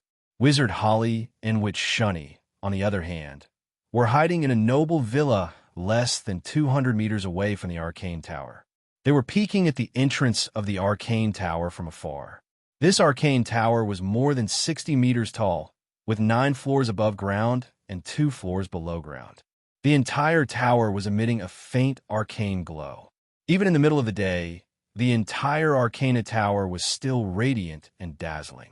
Through Grimm's powerful elemental vision, he could see that the Arcana Tower was connected to all the Arcana facilities in the town. There were many hidden energy pipes connecting them to the Arcana Tower. In other words, all the arcane facilities in the city were actually supported by the elemental pools in the arcane towers. This kind of design and effort was naturally not a problem in times of peace. However, in the event of a war, these energy pipes would undoubtedly be a huge security risk for the Arcana Tower. It seemed that those Arcanists had been living in a comfortable environment for too long and had forgotten what danger was. Grimm could not help but shake his head and sigh. Auspicious Peace Province, 4th Arcana Tower. Tower Master, in view of the increasing number of refugees coming from the south, the capacity of Gold City has reached its limit. I think we should send the refugees to a more northerly area for resettlement. The speaker was one of the 3 third-level Arcanists in the 4th Arcana Tower, the young and promising Leonte. He was a young man with stiff brown hair, and he was one of the current controllers of the Arcana Tower. According to the basic configuration of the Arcane Kingdom, facilities like the 4th Arcana Tower needed at least 1 4th-level Arcanist to oversee. However, as the battle outside the plane barrier became more and more intense, the manpower was getting more and more scarce. Therefore, after many transfers, there were only 3 third-level Arcanists left in the 4th Arcana Tower. Some time ago, the invasion of the other world's creatures in the south caused this place to be in a state of apprehension, and the atmosphere became tense. Although those terrible creatures had not yet invaded such a deep place, the huge number of refugees that were driven had made it difficult for the cities of the Arcane Kingdom to continue. They had asked for help from the upper echelons of the Empire. Leonte, do you think that with the current situation of the Empire in a precarious situation, we can still organize a large-scale population migration? The Tower Master was a gray-haired old man with a pair of old tortoise-shell glasses on the bridge of his nose. The wrinkles on his face were squeezed together, and he looked bitter, sad, and helpless. Besides, people hiding in the city can also rely on arcane facilities and arcane towers to defend against the impact of the creatures of disaster. What if the team encounters those monsters when we organize the migration? Although he did not say the following words, several Arcanists present could not help but imagine the scene, and then their faces were extremely ugly. Tower Master, In the astrological observation a few days ago, I found that there were some abnormal magic fluctuations on the west coast of the Kentos continent. I'm very worried that those invaders from the other planes have sneaked in. So I suggest that we send an arcane observation team to investigate the situation. If the enemy really intends to invade there, we can also inform the floating city of Auspicious View Garden in time to transfer the main forces there, so that Auspicious Peace Province will not be breached by the enemy like Marvel Blue Province, resulting in millions of civilian casualties. This time it was the Arcanist Soth who was the best at astrology in the 4th Arcane Tower. And everything he said made the faces of several of his colleagues in the room more and more ugly. Marvel Blue Province has been breached by the enemy. It has become a battlefield of monsters and arcane puppets from the other world. If everything Soth said just now is true, I'm afraid our Auspicious Peace Province is also in danger. The Tower Master sighed. It's better not to jump to conclusions so early. After all, the plane world is in a violent turmoil, and it is possible that there is some disorder in the magic tide. So we'd better send an observation team there as soon as possible to confirm it. Since both of you think it is necessary, then send the 13th team there. Agreed. I agree as well. Just as the 3 Third Circle Arcanists were discussing the current situation with serious expressions, an arcane crystal on the table in front of them suddenly turned red and flashed rapidly. Warning: this was the alert message that the arcane tower had detected an emergency. The old Tower Master's gaze sharpened as he pressed down on the arcane crystal. Immediately after, an urgent male voice rang out from within. Lord Douglas, bad news, bad news. The refugees are rebelling. Refugees? Rebelling? These words came out of nowhere, causing the 3 Arcana Masters to be completely confused. However, as long as there was no invasion from the other world, the situation couldn't be too bad. The 3 Arcanists immediately communicated with the Arcanist on duty in the monitoring room, and soon they figured out the whole story. Not knowing whether it was because of fear or because of food, violent conflicts broke out between the residents of the small city and the foreign refugees, which then caused a huge chaos. The foreign refugees were extremely angry, and they were madly beating and looting shops and pedestrians along the streets. They seemed to be heading straight for the Arcana Tower. Bastards, these restless guys. Don't they know how much war pressure the Arcane Kingdom is under? It actually came out at this time to cause trouble. It seems that we need to deal with them in a more severe way.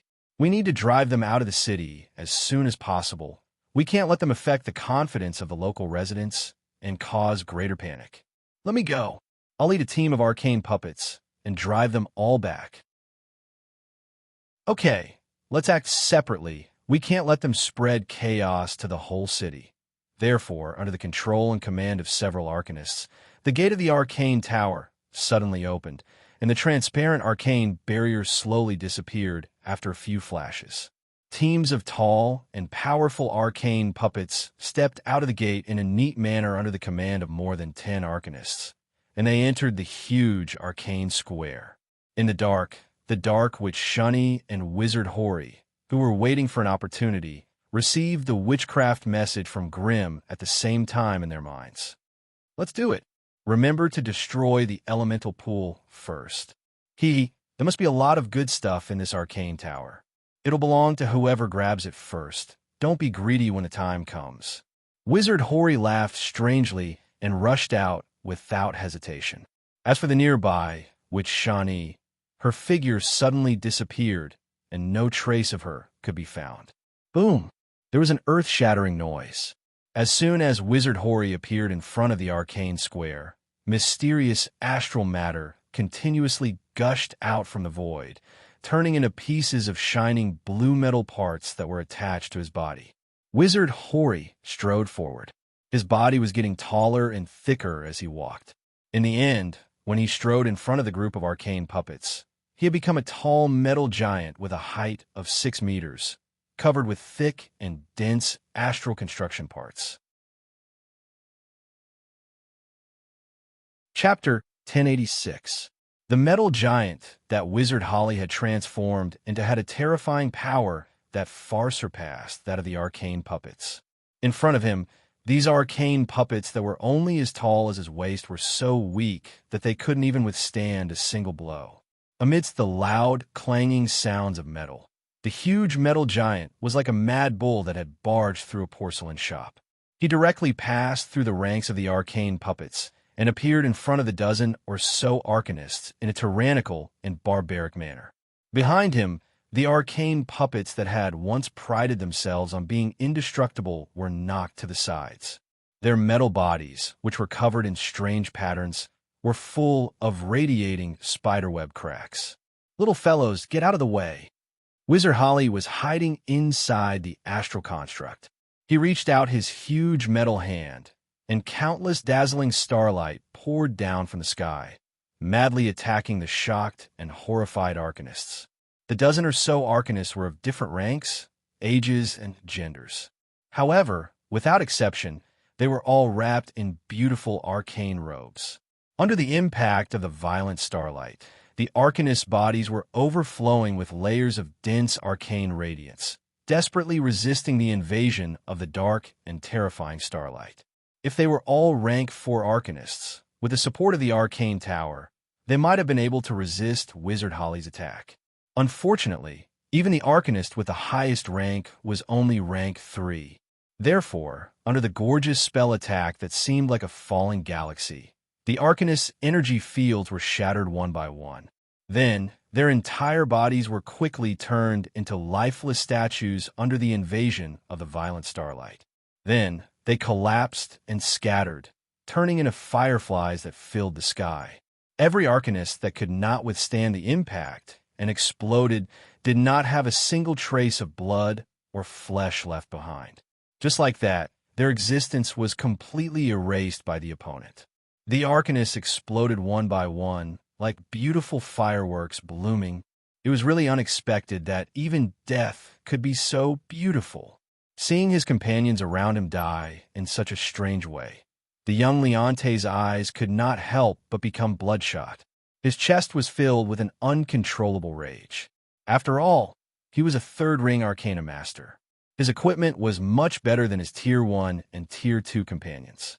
Coupled with the arcane shield that the Arcana Tower instantly cast on the surface of his body, he did not follow the footsteps of his companions and explode into fireworks by the dazzling starlight. Leonte's eyes were wide open as he frantically poured magical energy into the arcane shield on the surface of his body to resist the erosion of the starlight. At the same time, he quickly communicated with the spell pool inside the arcane tower. As he chanted the incantation, a dazzling arcane light flowed out of his hands and attacked the metal giant like a storm. Unfortunately, his weak strength was like a mantis trying to stop a chariot in front of a level 4 puppet master. It only lasted for a second before it was crushed by a giant metal foot. After killing the 3rd-ring arcanist, Wizard Hiri madly rushed to the entrance of the Arcana Tower. Taking advantage of the fact that the 2 metal doors were not closed and the arcane barrier around the tower was not closed, Hiri smashed the arcane barrier that was blocking his way and rushed into the tower. As the arcane barrier shattered, a tall, pitch-black silhouette silently appeared at the gate. The black figure only appeared for half a second before it once again sneered and merged into the void. Not a single trace of it could be found. Alert! Alert! Alert! The intruder has entered the Arcana Tower. Defense system is fully activated. All members of the 4th Arcana Tower, please return to your position immediately. Defense and counterattack mechanism will be activated in 3 seconds. 3, 2, 1. Defense and counterattack mechanism activated. Arcane barrier is closing. All the secret doors and passageways of the 1st and 2nd floor are closed. Target has been locked. Beep, beep, beep. Emergency warning. Second intruder found has entered the tower's 2nd floor. The passageways of the tower's 3rd, 4th, and 5th floors are closed. Arcana guards are gathering. Warning, warning. First target creature is heading to the underground floor. Initial judgment is that its target is the elemental pool in the energy room.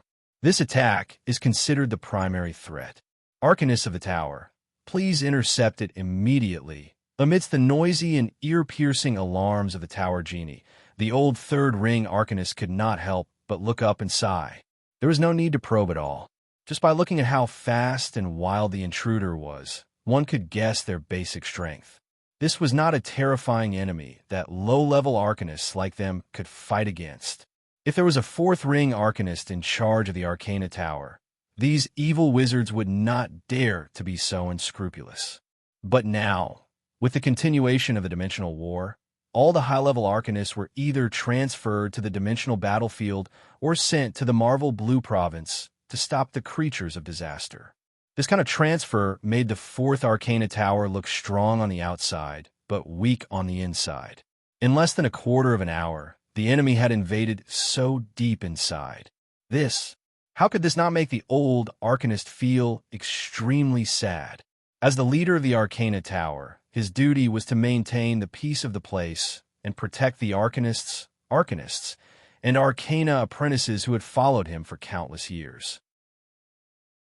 Therefore, in the face of the aggressive and almost unstoppable enemy, as the Tower Master, he could only press down the arcane crystal in front of him. All arcanists of the fourth Arcana Tower, whether you're fighting with the enemy or defending your post, when you hear this message, please escape the Arcana Tower immediately. I have authorized the Tower Genie to open the escape passage. You must leave the Arcana Tower as soon as possible. Today's enemy is too strong for us to resist. Your task now is to protect yourselves and get there as soon as possible. Just as the many arcanists, scholars, and apprentices in the Arcana Tower were listening to the Tower Master's message with bloodshot eyes, the other party's voice was suddenly cut off and turned into a muffled groan of pain. Then, a cold and beautiful female voice replaced the old arcanist's voice and echoed arrogantly in every corner of the Arcana Tower.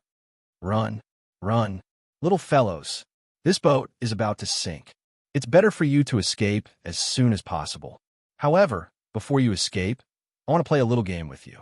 Let's see which one of you is lucky enough to escape this Arcana Tower. As long as you can leave the Arcana Tower, I will be kind and let you go. I won't chase you down.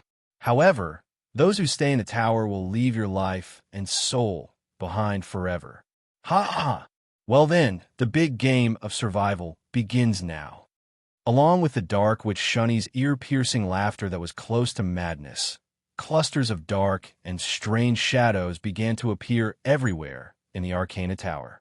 As soon as these shadows appeared, they began to twist and transform rapidly. Soon, they turned into the shadows of tall, black women. From the appearance, these women's shadows were somewhat similar to the dark witch Shunny. They seemed to be one of her many shadow clones. And these shadow clones seemed to have a trace of their own consciousness. After they were successfully shaped, they began to wander inside the tower while sneering, randomly looking for arcanists who were hiding. In the central control hall of the Arcana Tower, the old Tower Master had already fallen to the ground. There was a huge hole in his chest that went through the front and back. Inside the body that was exposed, the heart had already disappeared without a trace. The dark witch Shunny stood in front of the control crystal. Her small mouth was slightly open, and wisps of thin black smoke were continuously spat out, slowly merging into the crystal. Under the erosion of her powerful power, coupled with the secret words and control methods found in the old Tower Master's mind, Shunny had initially suppressed the tower spirit and began to control the Arcana Tower bit by bit.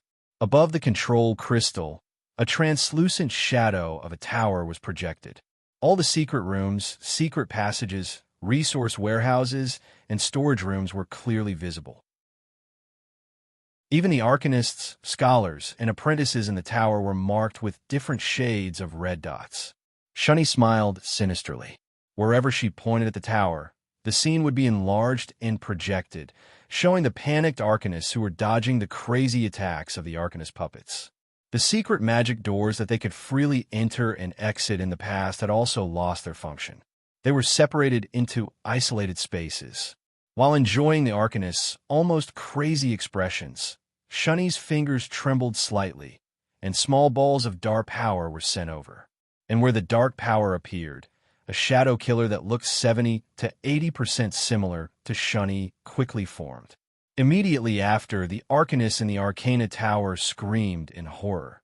Grimm leisurely strolled around the Arcana Tower. The team of 4 had already entered the Arcana Tower and were scattered on different floors. They were either killing or looting, doing whatever they were interested in. The Dark Witch Shunny had already occupied the central control hall and seemed to be having a lot of fun.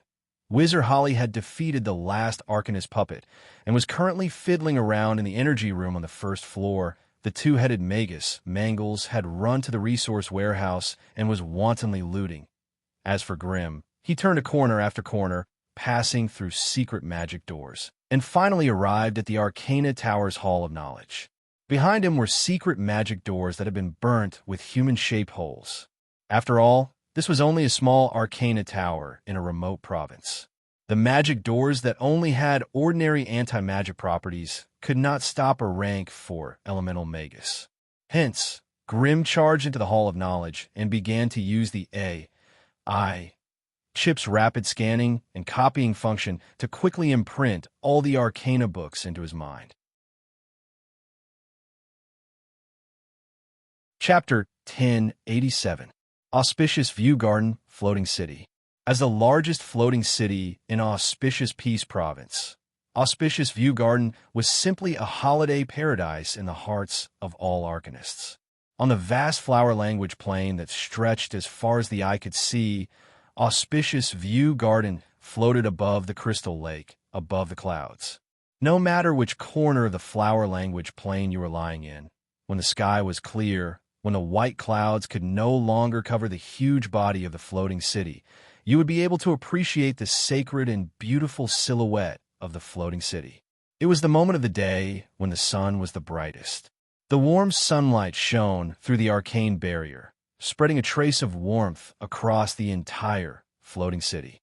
The magnificent scene that was like a city garden, the pieces of arcane squares that were as white as jade, the beautiful fountains brimming with a rich arcane aura, the row upon row of elegant buildings of different shapes, the arcane spellcasters who wandered in the gardens, jade paths and fountains with scrolls in their arms. No matter who saw this scene, they would instantly feel calm and serene. They would feel a thick academic atmosphere of pursuing knowledge and yearning for truth that could not be dispersed.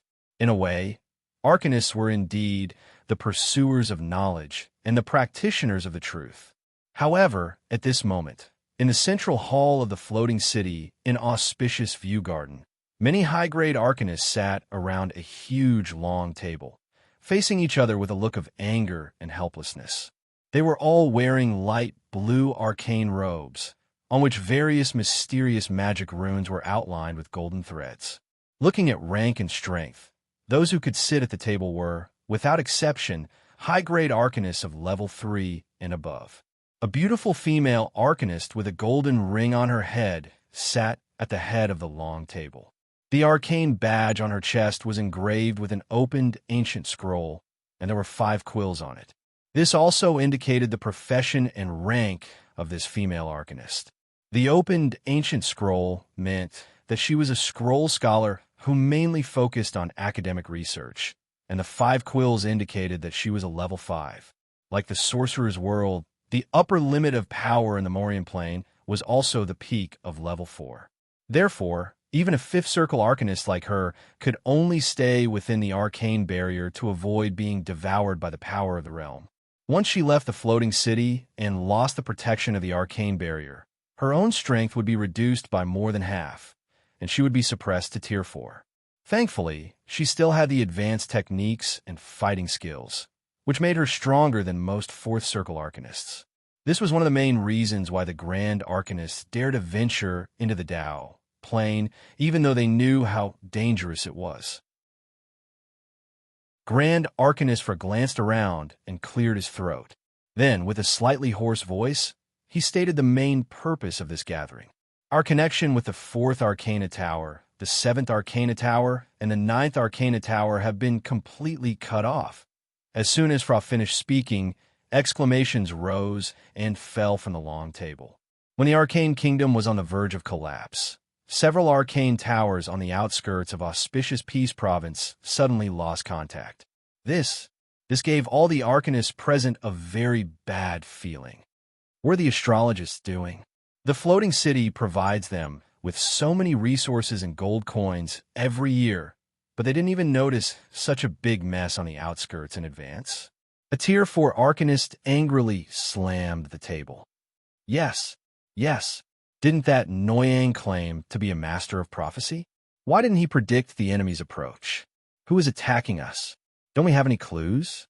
Someone immediately stood up and echoed, hearing the questioning of many of her colleagues. A bald female warlock in a purple robe decorated with patterns of the sun, moon, and stars opened her eyes coldly and explained, "The Imperial Command has issued an order. All astrologists above high grade have rushed to Marvel Blue Province to help in the battle. The remaining astrologer apprentices can't get rid of the backlash of the realm turbulence, and the astrology platform has been unable to be activated for more than half a month. We understand that it's impossible to predict the enemy's invasion in advance. After all, the river of fate within the realm has been messed up by many strong people from other realms, and no one can pry anything from it. But now, the enemy has invaded Auspicious Peace Province and attacked the 3 arcane towers. Don't tell me that you still can't see anything in this situation." This time, it was the Tier 5 Arcanist who asked the question. Although the bald female warlock was only a Tier 3 Arcanist, with her noble status as an astrologer, she could still talk to Fra on equal footing. Hearing Fra's question, she closed her eyes in pain and said with difficulty, "There are 3 enemies. 2 of them have been shrouded by an extremely mysterious force, and our Eye of Destiny can't get close at all. What about the other one? Who are they?" "Wizards. They're evil wizards from the sorcerer's world." There was a loud gasp on the table. Although it was only a group of wizards who invaded, they were far easier to deal with than the other enemies.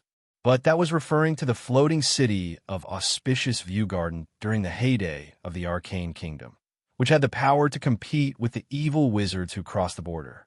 But now most of the Grand Arcanists who were good at fighting have been transferred away, and the only Tier 5 Arcanist who is still a scroll scholar.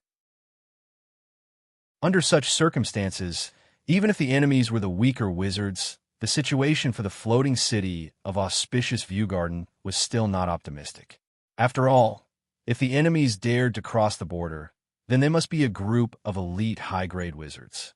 With their powerful combat power, which was proficient in killing, plagues, curses, and sneak attacks, it was extremely difficult for the floating city to transfer a group of Arcanists who were strong enough to fight against them. With the support of the floating city and the support of the powerful arcane facilities, the Arcanists might have the power to fight against them.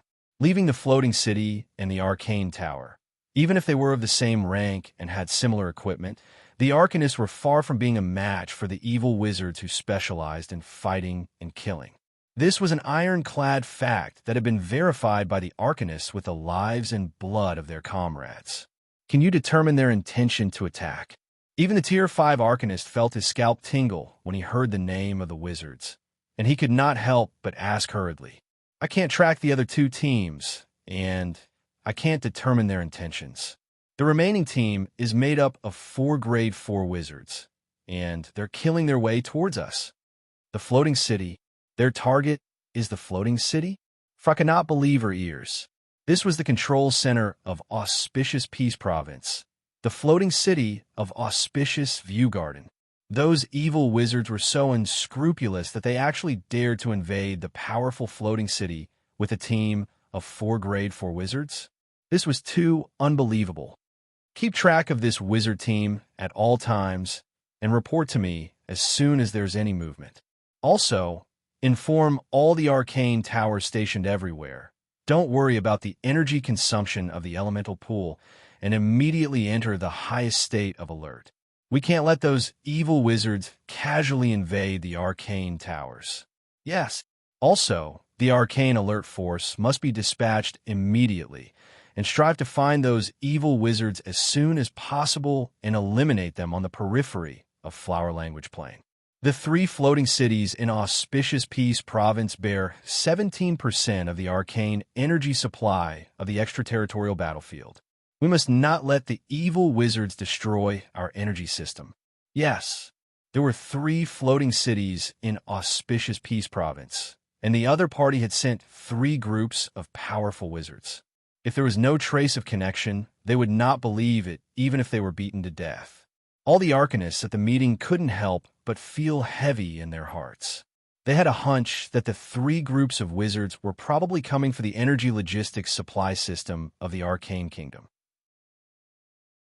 Once they destroyed the energy transmission here, the great arcanists who were still fighting with many powerful enemies outside the plane barrier would also be cut off from the energy supply.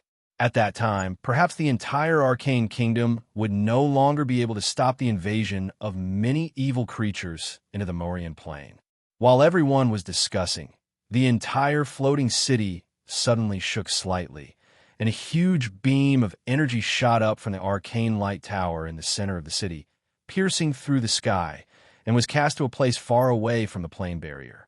There's also a huge floating fortress which was guiding the torrent of energy into the nearly dried-up elemental pool in a variety of strange ways. The energy reserve of the floating fortress also began to fill up at a speed visible to the naked eye. And 2,000 kilometers away from the floating fortress, there was an extraterritorial battlefield where flesh and blood were intertwined and life and death were endless. The strange monsters that swarmed in and the floating fortress, which was ready for battle, kept colliding and killing, and a beam of energy filled with the aura of destruction swept across the entire battlefield. Wherever it went, the beasts fled, and the flesh and blood were burned. But such a fight was also extremely energy-consuming. So, every once in a while, a floating fortress that occupied an area the size of a small continent would withdraw from the battlefield and float back to the vicinity of the Morian Plain barrier. Then, it anchored there to communicate with the floating city inside the plane and began to recharge ultra-long-range energy. And in the vast Kintos continent, there were three floating cities floating above the nodes of the Earth's veins, serving as the transfer of arcane energy midway. After the charging process was completed, the floating city would have a short period of energy exhaustion. And during this period, it was also the most vulnerable to enemy attacks. Chapter 1088.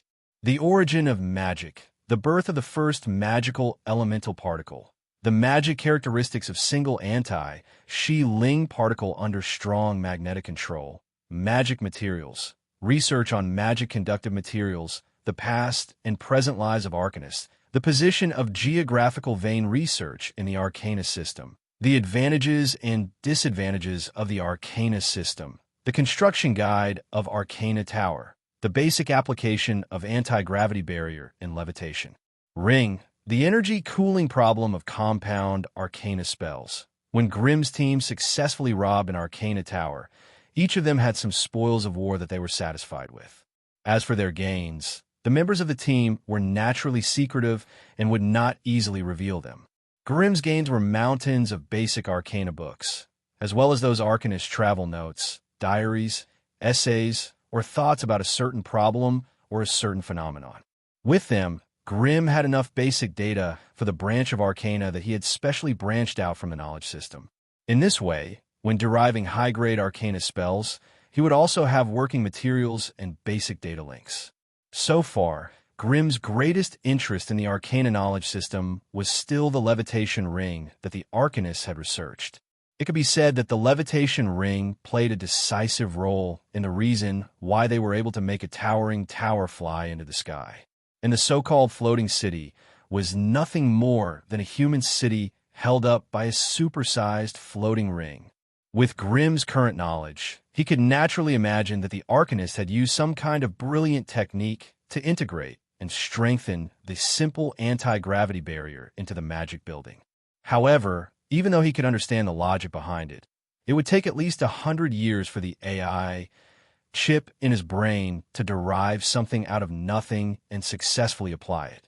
Of course, Those arcanists did not rely on one or two geniuses to develop the levitation rings. Instead, hundreds of generations of arcanists spent thousands of years researching, and failing again and again. Only then did they manage to create the first primitive levitation ring. Then, after hundreds of years of continuous improvement and strengthening, the levitation ring became a great invention that could lift arcana buildings and cities. In terms of the level of knowledge system and the maturity of civilization, the wizard world almost completely crushed the arcana kingdom. But why didn't the wizard world develop this kind of spellcaster's building that could fly in the sky and burrow into the ground? But the arcane kingdom did it. One of the most important reasons was that the upper echelons of both sides had different development concepts. Perhaps the development system of the sorcerers had gone astray, or perhaps the tens of thousands of years of fighting against powerful creatures had changed the original intention of the sorcerers. Nowadays, the sorcerers no longer pursued the origin of magic and explored the truth of the world as their number one belief. Instead, they worked hard to survive. The Magus world, the world of gods, and the kingdom of dragons have been fighting for tens of thousands of years against the lords of calamity and the titans. In order to avoid becoming sacrificial victims of the war, the Magus world, the world of gods, and the kingdom of dragons could only desperately strengthen themselves. Therefore, in the process of continuously nurturing sorcerers, the sorcerer world paid more attention to individual survivability and basic combat strength. In comparison, the popularization and derivative research of witchcraft seemed to be lagging behind. Seriously speaking, no wizard would spend hundreds of years researching a system of knowledge that had nothing to do with improving their abilities. If they had a little bit of resources, they would spend those resources on improving their physique or mental strength, or they would study some methods and skills to enhance the lethality of witchcraft. As for the application of witchcraft at the bottom level and using it to improve the living standards of the people at the bottom, such things weren't unheard of, but they were always just sparks of individual wizards. They couldn't accumulate into a prairie fire and completely change the living conditions of the people at the bottom of the wizard world. Therefore, the wizards only pursued the height of magic power. In terms of breadth and breadth, they were far inferior to the arcane kingdom. As for the floating space cities built by the Silver Alliance, the technology and means used were in fact entirely dependent on the strange witchcraft methods of the great wizards, rather than any deep breakthrough in technology. That kind of means and ability obviously couldn't benefit ordinary wizards. In addition to the floating space rings, Grimm was also more interested in the energy system of the arcane kingdom. If any powerful force wanted to rise, resources and energy were the two indispensable eternal themes. The energy system of the arcane kingdom mainly relied on the elemental pool. They still believed that the source of magic power came from the four basic elements: earth, fire, water, and wind. They used the changes in the magic tide of the endless sea of stars to drain the magic elements into the elemental pool and store them in order to support their own arcane research and the operation of arcane buildings. Only when the magic elements in the elemental pool were refined and domesticated could they be transferred to the mana pool and become another source of arcane energy to replace the arcane master's own arcane energy. The reason why the arcanists were powerful wasn't the arcane energy that they had painstakingly accumulated, but the mana pool with almost endless energy. So they only needed to focus on the research of arcane knowledge, and they didn't have to meditate day after day like the wizards to accumulate energy. This, on the other hand, led to the weakness of their individual strength and their great reliance on arcane buildings. The more Grimm understood the arcane kingdom, the more he felt sorry for them. From a certain point of view, arcanists were actually wizards on another path. However, because of the different plane environments of the two sides and the different attitudes towards the world, they were driven to take two completely different paths of development. The wizards focused more on individual strength, while the arcanists valued the overall strength. There was no advantage or disadvantage between the two paths, and there was no right or wrong. It all depended on the luck of the world. The current situation was that the wizard world survived and was still developing and growing, while the arcane kingdom was facing a disaster and could be destroyed by many enemies at any time. In a canyon woodland near Mutso City, Grim used the tall trees to cover his body. Through the gap in the canopy above his head, he peeped at a small black spot in the distant sky. Although the black spot was small, it was unusually eye-catching. It stuck close to the clouds and swam slowly. Rays of bright, arcane light fell continuously, sweeping across the land one after another. It was a compound arcane spell that combined detection and life perception. As long as it had flesh and blood, body temperature and soul, it couldn't escape the arcane spell scan. Since the arcane tower appeared at the end of the sky half a day ago, it had been cruising and scanning nearby, as if it was looking for something. Around the arcane tower, there were hundreds of small arcane puppets. In terms of appearance, they were somewhat similar to the eyeball fighters made by the goblins. They were small floating weapons platforms.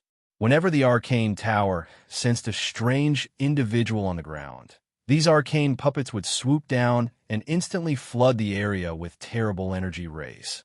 Whether it was the yellow-spotted deer hiding in the dense bushes or the fat gophers hiding underground, they couldn't escape the arcane tower's detection.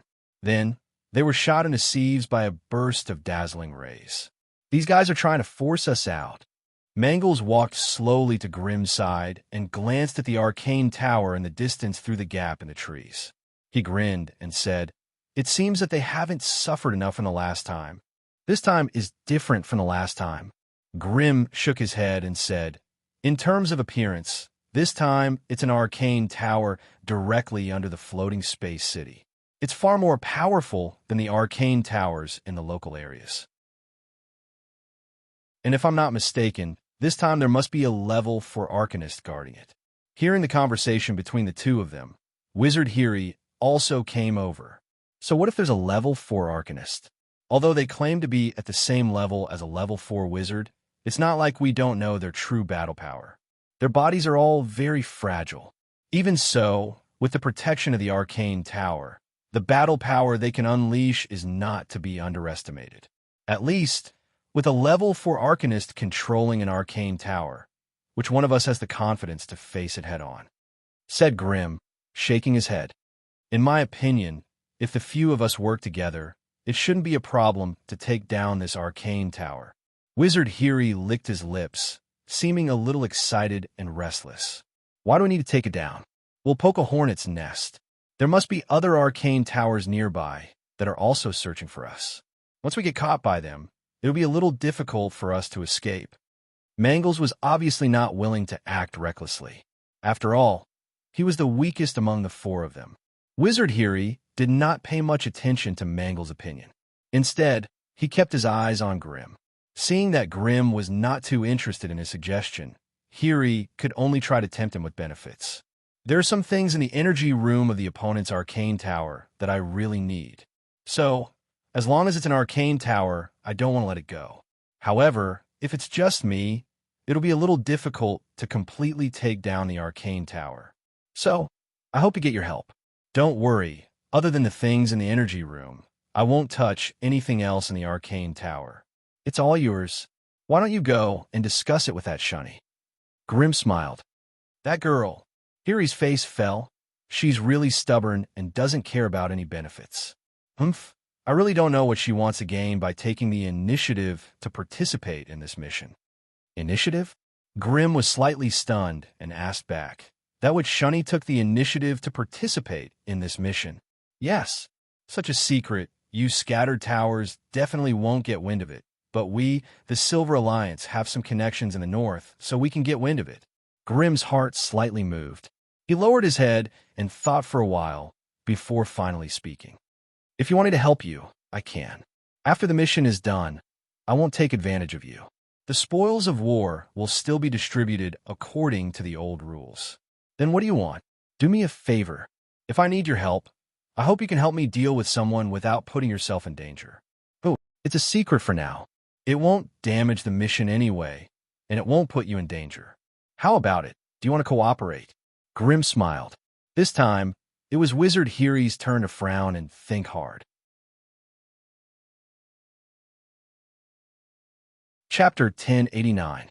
A giant arcane tower flying in the sky. This was almost unimaginable in the wizard world. A standard miniature wizard's pagoda usually had 5 to 7 levels above ground and 2 underground levels. Each level was about 8 meters tall, and if there was a special requirement, it could even be expanded to 25 meters. The wizard's pagoda was made of a special stone material and reinforced with wizard runes. Many of the core areas of the wizard's pagoda were also made of wizard resources such as adamantine, silver, and magical gemstones.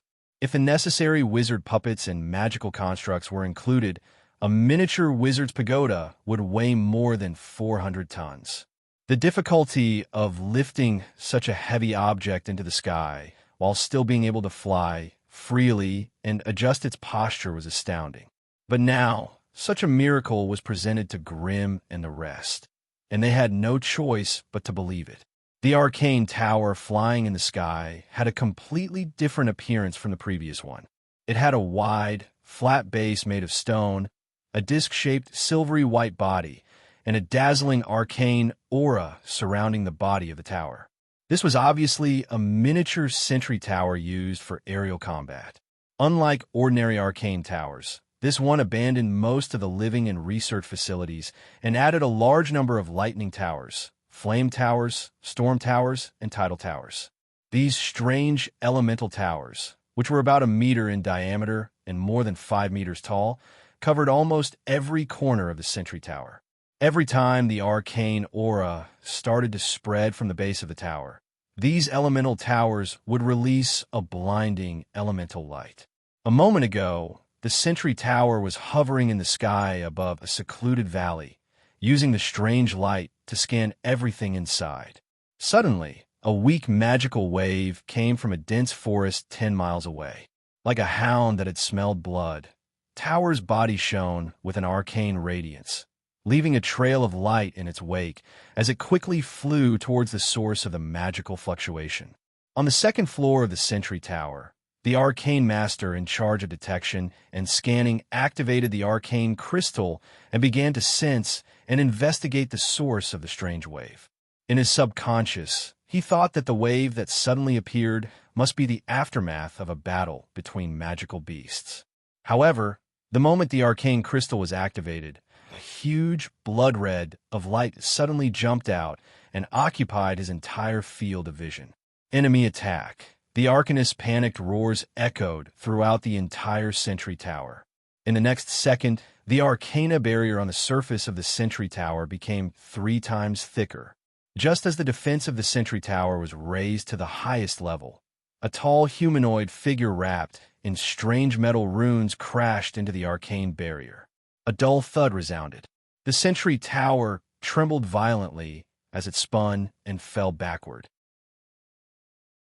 A human-shaped crater appeared on the 5-meter-thick translucent barrier, and the bottom of the crater was filled with dense cracks that resembled a spider web. Fragments of arcane light peeled off from the barrier and slowly melted as they drifted away. The astral construct that Heli was hiding in was also falling rapidly, and Heli's head was dizzy from the wild collision just now, stars flashing before his eyes. Just as the sentry tower and the astral construct were sent flying, the small elemental towers on the surface of the sentry tower began to charge, filling them with the 4 elements of earth, fire, water, and wind. In the very next second, though it was still retreating, countless bolts of lightning, fireballs of energy that filled the skies, boulders and clusters of frost instantly engulfed the astral construct, turning into a violent and ferocious torrent of arcane spells that repeatedly washed over every part of its body. The astral construct that Wizard Heli was controlling was also melting at a speed that could be seen with the naked eye. This was one of the main characteristics of Arcanist's attacks. They did not like to chant incantations like Magi, using powerful high-grade spells to defeat or kill their opponents. Instead, they preferred to stack a large number of small arcane spells together, using the overall damage to break through the opponent's basic defenses. Although this attack method was not flashy, it was still terrifying enough. After all, the Sentry Tower was densely packed with hundreds of elemental towers, and the arcane torrent of all the elemental towers was not something that a normal person could withstand. Wizard Holly was a little shocked by what he saw. He desperately sent a distress signal to Grimm through his soul message, and at the same time, he quickly flashed in the air, dodging the long-range attacks of his opponent. As Wizard Helly raised his metal hand, streaks of dazzling starlight fell from the sky, quickly merging into the body of the astral construct. The astral construct that was a little thin after being washed away became thick and dense again. Just as the Sentry Tower stabilized itself and was about to turn around and continue to attack the astral construct, a series of blazing fireballs exploded on the Sentry Tower.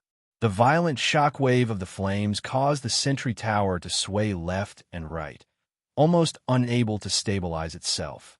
7 or 8 arcane guards surrounding the Sentry Tower were drawn into the sea of fire, exploding into pieces and turning into countless broken parts that rained down from the sky. Enemy attack. Enemy attack. Second target detected. The Sentry Tower genie quickly locked on to the new enemy and presented both of them to the Arcanists in the tower at the same time. No one knew when, but a tall flame giant suddenly stood up from the dense forest below them. It was this giant that took advantage of the fight between the Sentry Tower and the Astral Construct to throw a series of fireballs from the side, burning the Sentry Tower black. Damn it, the wizard team is really here. Hurry up and inform Sentry Tower 27 and 35 to come here. Seeing the two terrifying wizards appearing one after the other, the level 4 Arcanist in command of Sentry Tower 22 could not help but yell loudly. The message has been sent, they're on their way. Estimated time of arrival is 127 not so. Not so was also a unit of time known by the Arcane Kingdom, which was about 32 minutes. Hearing the reply of his subordinate, the level 4 Arcanist finally showed a hint of joy on his face. Although the enemy was strong, they had the protection of the strong Sentry Tower, so there should be no problem to hold on until 127 not so. Therefore, at this moment, the level 4 Arcanist wasn't thinking about whether the Sentry Tower could be defended or not, but whether he and his team could entangle the enemy there until the arrival of his companions. After a quick look at the two wizards that appeared, the level 4 Arcanist chose the Flame Giant as the breakthrough point of the battle without hesitation. The Astral Construct could summon starlight to replenish its own material loss, and it would take a long time to defeat such an enemy. Although the Flame Giant was more than 10 meters tall and stood proudly in the dense forest, the canopy of the tall, ancient trees could only reach up to its waist. But the level 4 Arcanist was not afraid of such a huge monster at all. Elemental embodiment, giant embodiment. Such a method was not unique to wizards. Almost any high-grade spellcaster could master it. But in a real battle of the same level, very few people would do it. The only reason was that, although his gigantified body looked majestic and destructive, if he didn't have a huge amount of elemental energy to fill it up, he would be like an inflated cotton candy that would burst with a single poke. He wouldn't be able to scare anyone at all. Also, the body's defense was diluted due to the sudden increase in size, making it full of openings. Using this kind of method to bully the natives of the plane might be effective, but using it against a level 4 Arcanist with the protection of the Sentry Tower was a bit too arrogant. The 4th Circle Arcanist sneered and controlled the Sentry Tower to attack the Flame Giant. He saw the Flame Giant as a rookie on the battlefield. The arcane guards outside the tower rushed towards the Astral Construct in a frenzy, trying to entangle it in place. It was obvious that the 4th Circle Arcanists were trying to attack the weak ones one by one. Grimm stood high up in the forest. His tall flame body was surrounded by flames that soared into the sky, and his body was surrounded by waves of high-temperature flames. From the moment he rose from the ground, the forest within 1,000 meters had already been ignited, quickly turning into a sea of fire. Fire fed fire. Fire fed fire. Everything within his line of sight was rapidly burning up, Within the thick and solid chest of the tall flame giant, a strange heart of law was pulsating in a powerful and rhythmic manner. Every time it contracted, it would spew out a shockingly hot golden flame. Wherever the golden flame reached, it would leave a golden flame vortex in the flame giant's body. These golden flame vortexes were small elemental channels that directly connected to the fire elemental plane. From there, Grimm could continuously absorb fire energy to replenish his energy. In this way, there were nearly 100 elemental channels all over his body, replenishing his fire energy at the same time. This way, Grimm would never run out of fire elemental energy. Seeing the watchtower approaching, a human-like smile appeared on Grimm's flaming face. He raised his left hand and condensed a huge lava shield. He then raised his right hand and condensed the flaming coral staff. The former was naturally a magic creation, while the latter was a half-real, half-illusory magic tool. This was also a way to use magic tools that Grimm had recently discovered. After all, most magic tools were made with a wizard's human form as their main form. Once they were elemental and enlarged, the original magic tool would become like a bean sprout, and it would be difficult to even hold it with one's fingers. However, as long as these magic tools were placed in the enlarged elemental body, and a steady stream of fire energy was poured into them, they would be able to condense into a magic tool of equal size according to their characteristics. As Grimm's law core was fully activated, the blazing set, Sodden's divine ring, and other equipment began to appear on his enlarged body. Chapter 1090. Meteor. This was one of the few single-target spells that the AI chip had created after Grimm became a Grade 4 fire wizard. The meteor formed by the fire spell had a diameter of 5 meters. It had a grayish-white outer shell and was wrapped in violent magical flames. Through the cracks of the shell, one could vaguely see molten lava flowing slowly within. When such a terrifying meteor fell from the sky and smashed into the guard tower, even the fourth circle arcanist in the tower couldn't help but raise his head and stare at the approaching fireball with a serious expression on his face. A series of translucent force field shields appeared in the path of the meteors, but they were all crushed into pieces.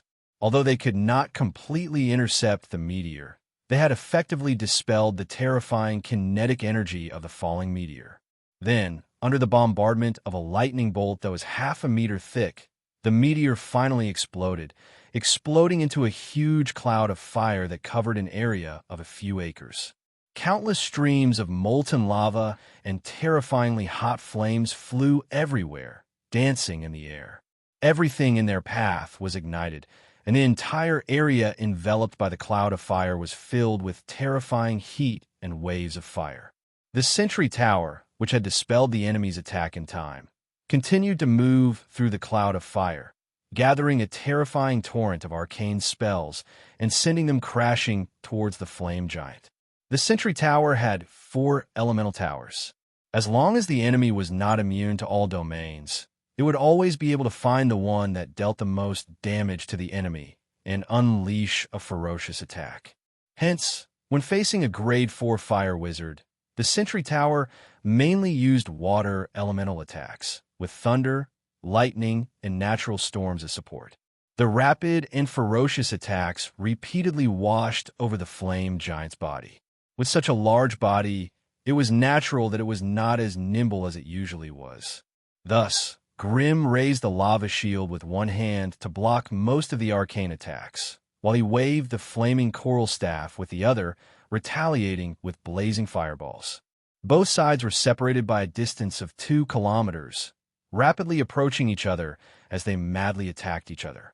The ferocious torrent of arcane spells slammed into the lava shield, shattering the surface of the lava shield and causing the lava to splatter everywhere. If it weren't for the flame giant continuously injecting pure flame energy into the shield to repair its damaged surface, perhaps it would have fled without a shield.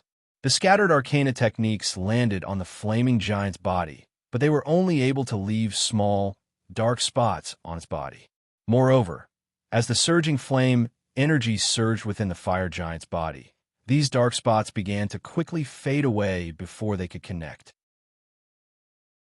The fourth ring Arcana Master couldn't help but suck in a breath of cold air. He was also a senior rank arcanist. Naturally, he knew how powerful the Sentry Tower was when it was fully operational. If he was in the opposite position, even if he defended with all his might, he would only be able to last 7 or 8 fingers at most. After all, a person's individual strength was still weak. In the face of an indomitable Sentry Tower, how could the strength of a human contend head-on? Unless it wasn't a human at all, but a monster. This deep-rooted concept had been deeply etched into the souls of all arcanists. It also made them realize the insignificance of an individual's strength and the strength of a group. However, today in this small battlefield, he had personally witnessed a terrifying fourth ring Magus face off against the Sentry Tower. Moreover, he wasn't at a disadvantage at all. How is this possible? All right, your elemental spells might really be terrifying. Let's see if your body is as sharp as your spells. The fourth ring arcanist roared madly in his heart as he controlled the Sentry Tower to crush his opponent in a ferocious manner. On the ground, Grim, who had transformed into a 10-meter-tall flame giant, let out a deafening roar when he saw this scene. He threw away his wand, raised his lava shield with both hands, and started running in the direction of the watchtower. Damn it, this is a blatant provocation. Win or lose, your courage is worthy of praise. However, it's better for you to die. The veins on the face of the fourth circle arcanist who was hiding in the watchtower bulged. He leaned forward and grabbed the arcana crystal with both hands, controlling the watchtower to lower its height even more. Then, with the thick and hard base of the watchtower started to spin crazily towards the enemy. One side was a stone tower made of boulders and hard stones, while the other side was a flaming body made of elemental flames. Both sides were about the same height, and one was real and one was fake as they crashed into each other from 2 different directions. On the battlefield, whether it was the participants or the spectators, all of them could not help but feel terrified at this moment. Their eyes were wide open as they stared at the 2 tall figures that were getting closer and closer. Mangles, who was hiding near the battlefield, began to hurriedly replenish his elemental shield in order to deal with the impending collision between heaven and earth. Meanwhile, on the other side of the battlefield opposite Mangles, in the shadow of a towering 1,000-year-old ancient tree, a pair of slightly doubtful eyes suddenly emerged, staring at the flame giant that was charging forward violently. That's not right. According to the information gathered from various sources, this Grim was an extremely sinister and cunning guy. How could he do such a stupid and impulsive thing? However, no matter what the spectators thought, the 2 tall figures, one real and one fake, finally overlapped. However, at the moment when they overlapped, there seemed to be an accident. If it was an ordinary person, they would not be able to figure out what had happened in such a short period of time. However, the few people present today were all fourth ring arcanists, so they could clearly see the whole process. That Grim had tricked them. 1 second before colliding with the Sentry Tower, the tens of meters tall flame giant's figure flashed and unexpectedly flashed to the back of the Sentry Tower. Therefore, when the flame giant appeared again, the 2 sides collided head-on, and the flame giant slammed into the middle of the Sentry Tower from the side. You bastard!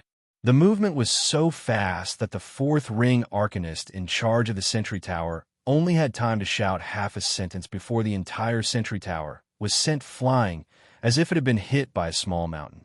With such a violent and ferocious force, no matter how the fourth ring arcanist controlled it, he could not change the fact that the Sentry Tower had instantly lost control. With a deafening boom, the Sentry Tower was like a heavy tank that had gone out of control. It crushed countless ancient trees and cliffs along the way, using its gigantic body to carve out a wide and flat path in the depths of the forest. A huge pillar of dust shot up into the sky, followed by a loud rumble, and began to spread in all directions. Countless gravel and dirt flew in the air, mixed with countless ancient tree fragments, plant roots, grass and wood fragments, as well as terrified underground insects that were baring their fangs and brandishing their claws thousands of meters away. Wizard Hiri, who was controlling his elemental construct, had easily gotten rid of the last arcane guard. He turned around to look at the watchtower that had sunk head first into the ground, unable to extricate itself. His face couldn't help but reveal an evil grin of approval. That's right, that's what a wizard should have. When it came to fighting skills, those arcanists were like Mr. Nice Guy who had just walked out of kindergarten. They were too rigid and inflexible. What right did a wizard who did not know how to make use of his advantages have to step into the planar battlefield? At this moment, he finally had a little bit of confidence in this fire wizard called Grim. On the other side of the battlefield, the pair of strange eyes floating in the shadow of the ancient tree could not help but reveal a trace of disappointment. She looked at the tall flame giant with a cold gaze, like a tiger eyeing its prey. At that moment, if that fire wizard really did not know what was good for him and directly collided with the sentry tower, once he showed some flaws, she would have taken the opportunity to attack and kill him in one fell swoop. However, now that the fire wizard had played around with the opponent's arcanist, the opportunity for her to attack had disappeared. The eyes in the darkness blinked a few times and finally slowly disappeared. As for Mangus, after personally experiencing the power of the legendary fire wizard, he finally let go of his worries and began to think about how to establish a closer relationship with him. And the most direct way was nothing more than to help him on the battlefield. Having made up his mind, Mangus changed his previous passive attitude and strode out from the depths of the dense forest, rushing towards the direction where the sentry tower had fallen.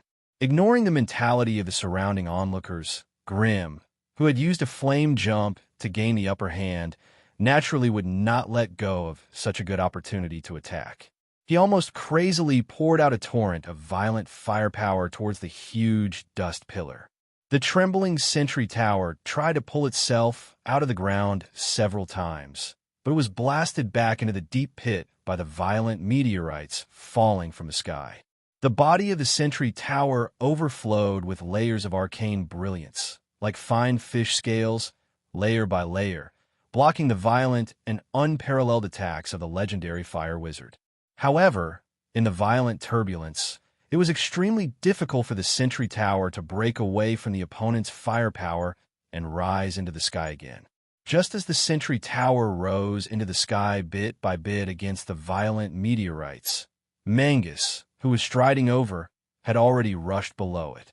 Looking at the sentry tower above his head, which was covered in flames and shaking incessantly with an arcane barrier, Mangus did not hesitate to roar and show his true strength. With an earth-shattering roar, Mangus's body rapidly expanded and grew as if it had been filled with air. With a crackling sound of bones expanding and transforming, Mangus turned into a strange two-headed wizard with a height of 5 meters and 2 heads growing side by side on his neck. The two-headed wizard, who could only maintain an active state of consciousness, seemed to have changed into a different person, suddenly becoming valiant and powerful. Chapter 1091. Since Mangles was able to reach rank 4, he naturally had his own strengths.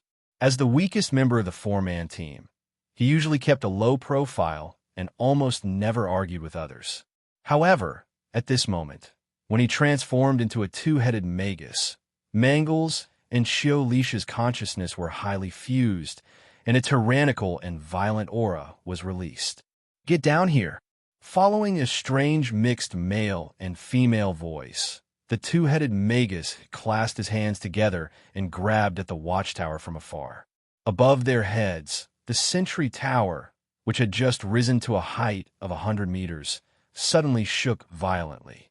Strange giant claw marks suddenly appeared on both sides of the tower, which was as hard as iron, and rock fragments poured down like a mudslide. Under the pull of this strange force, the watchtower finally could not withstand the combined force of 2 rank 4 magi, and once again trembled and fell from the sky. Just as the legendary fire magus and the two-headed magus worked together to knock the watchtower down, two strange black dots suddenly appeared on the horizon in the distance and quickly approached them. "Holly, you go and block them for 15 minutes. Two-headed, and I will take care of this first." Grim looked back and shouted loudly. Take down a watchtower with a rank 4 arcanist in 15 minutes? Although he found it hard to believe, Holly did not know why, but he could sense a trace of confidence in Grim's firm and steady words. After all, he was the one who initiated this battle, so it was reasonable for him to bear the biggest and most difficult part. Thus, Wizard Holly did not refuse. With a sinister laugh, he turned around and took large strides towards the direction of the two black dots.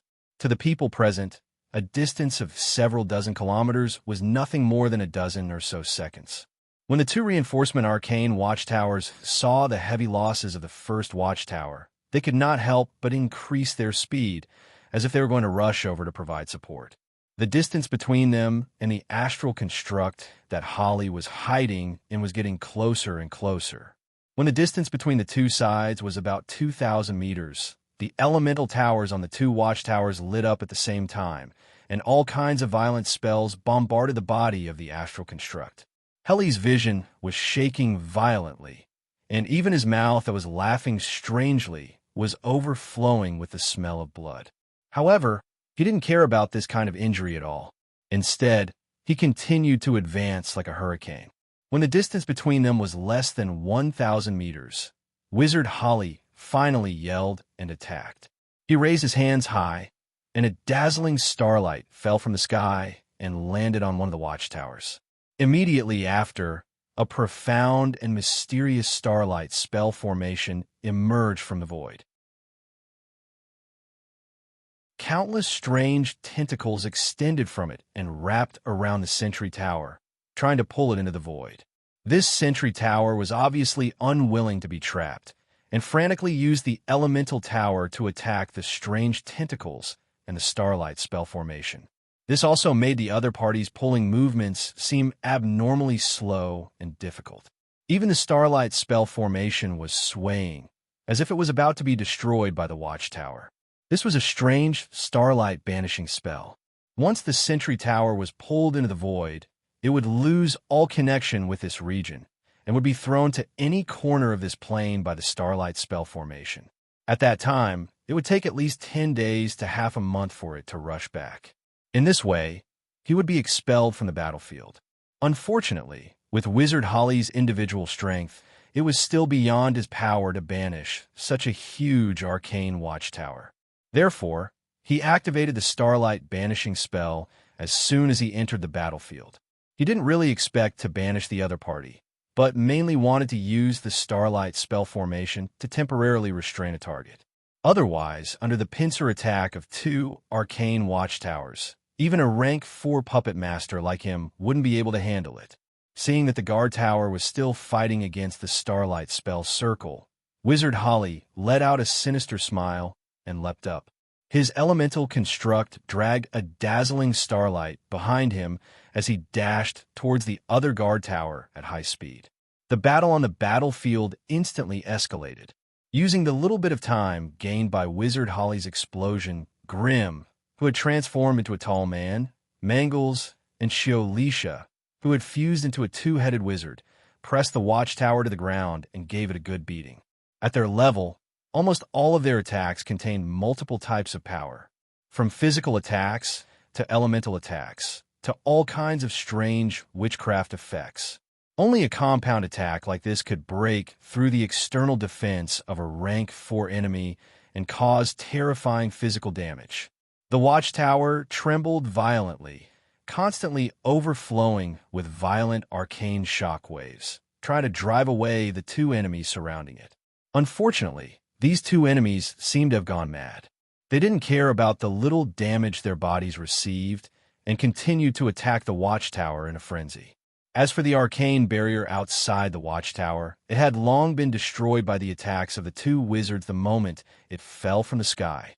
Of the two wizards, one had an elemental body, and the other had a body of flesh and blood, but they were both using their powerful witchcraft abilities to beat up the sturdy arcane watchtower. The arcane watchtower shook the elemental tower, incessantly releasing elemental attacks, and at the same time, shooting out powerful and violent arcane spells. Obviously, the rank 4 Arcanist had sensed the approaching danger.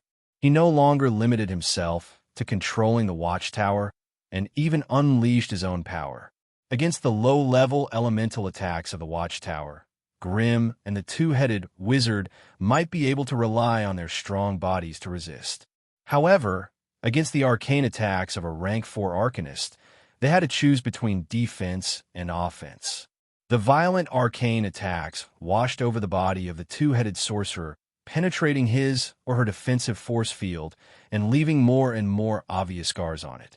As far as the eye could see, the body of the two-headed magus was covered in charred black fire scars, azure frost scars, amber earth elemental damage, and crisscrossing wind blade scratches. However, with a strong body, these wounds and necrotic muscles quickly fell off, revealing fresh red skin and flesh that had just grown back. The terrible injuries were also recovering at a speed visible to the naked eye. The fire giant that Grimm had turned into did not suffer any less damage than the two-headed wizard, but with his strange flame body, he did not seem to care about these injuries. Usually, a scarlet flame would roll across the surface of his body, and those scars would mysteriously disappear. It was because of Grimm and the two-headed sorcerer's bravery that they were able to suppress the sentry tower with their puny bodies, shattering it into pieces and scattering the arcane light everywhere. Half an hour had passed. Although the watchtower had been beaten black and blue, it was still as fierce as ever with its thick rock shell. It had no intention of giving up. Time was running out, and Grimm did not have the mood to fight with it anymore. "Help me hold it down." The twin-headed magus understood and roared. Two ferocious iron fists punched out violently, deeply suppressing this round of retaliation from the watchtower. Grimm took this opportunity to take a deep breath. Then, he leaned over and spat out a 1-meter-wide stream of golden flames at the watchtower. The stream of golden flames was endless, and it continuously washed over the giant rock shell of the watchtower. Even the sturdy steel rock that was imbued with strange arcane energy couldn't withstand the golden flames. Its surface began to crack and wither, and then it quickly turned red and hot. Very quickly, it softened into a crimson, boiling lava. A stream of crimson magma flowed down from the watchtower. Under the scouring of the golden flames, a 1-meter-wide crater sank deeper and deeper, and it began to extend into the tower. The rank 4 Arcanists who saw this through the surveillance crystal were extremely shocked. They tried their best to control the watchtower, trying to break free from the shackles of the wizards. Even if they could not break free, they could still adjust the position of the watchtower so that the attacks from the tall wizard would not be concentrated on a single spot. However, the two-headed wizard who had seen a glimmer of hope would not let him do as he wished. The two-headed wizard, who had always been passive and retreating, was now acting extremely valiant and domineering. He used his own flesh and blood to immobilize the watchtower. Thus, the pit sank deeper and deeper. Finally, with a loud crash, the golden flames eroded through the body of the guard tower, sending the terrifying flames and high temperature into the tower. The violent and ferocious golden flames rampaged inside the tower. Wherever they went, all the materials that were not protected by extraordinary power began to burn and melt under the influence of the terrible heat. Under the guidance of Grimm's super-strong spiritual consciousness, the front end of the flames eroded through countless arcane doors and metal gates, reaching for the position of the rank 4 Arcanist. As for the other Arcanists, they were unable to withstand the extreme heat the moment the tower's body was corroded and turned into terrifying flaming men, wailing and crashing around. So what if he was a rank 3 Arcanist? Under the violent attack of a rank 4 legendary fire wizard, they could only hold on for a few more seconds than a low-level Arcanist. In the eyes of most of the civilians of the Arcane Kingdom, they might be the chosen ones, enjoying a far more honorable and comfortable life than the human emperors. Unfortunately, in front of a tier 4 magus who had crossed worlds, they were just a bunch of ants. So what if they were a little stronger or a little weaker? They were still ants. As for their intelligent brains and unparalleled arcane knowledge, they were nothing in front of the extremely violent power of witchcraft. Since the watchtower had been breached, there was no point for the rank 4 arcanists to hide in it. A wave of powerful arcane magic swept across the battlefield. While the 2 wizards were paralyzed by the energy, the 4th circle arcanist flew out of the guard tower. His body was wrapped in layers of arcane light, and he desperately flew to the 2 guard towers in the distance without looking back. Unfortunately, he had lost the will to fight. How could he escape from the control of the wizards? A huge hand reached out and grabbed the 4th circle arcana master.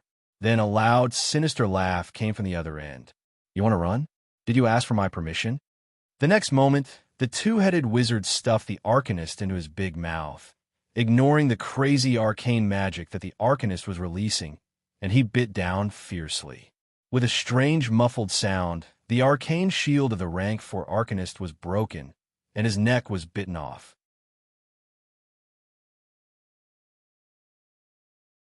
Chapter 1092. The entire battlefield was silent. Although the arcanists no longer regarded the wizards as their own kind, they regarded them as evil and cruel creatures like the astral beasts.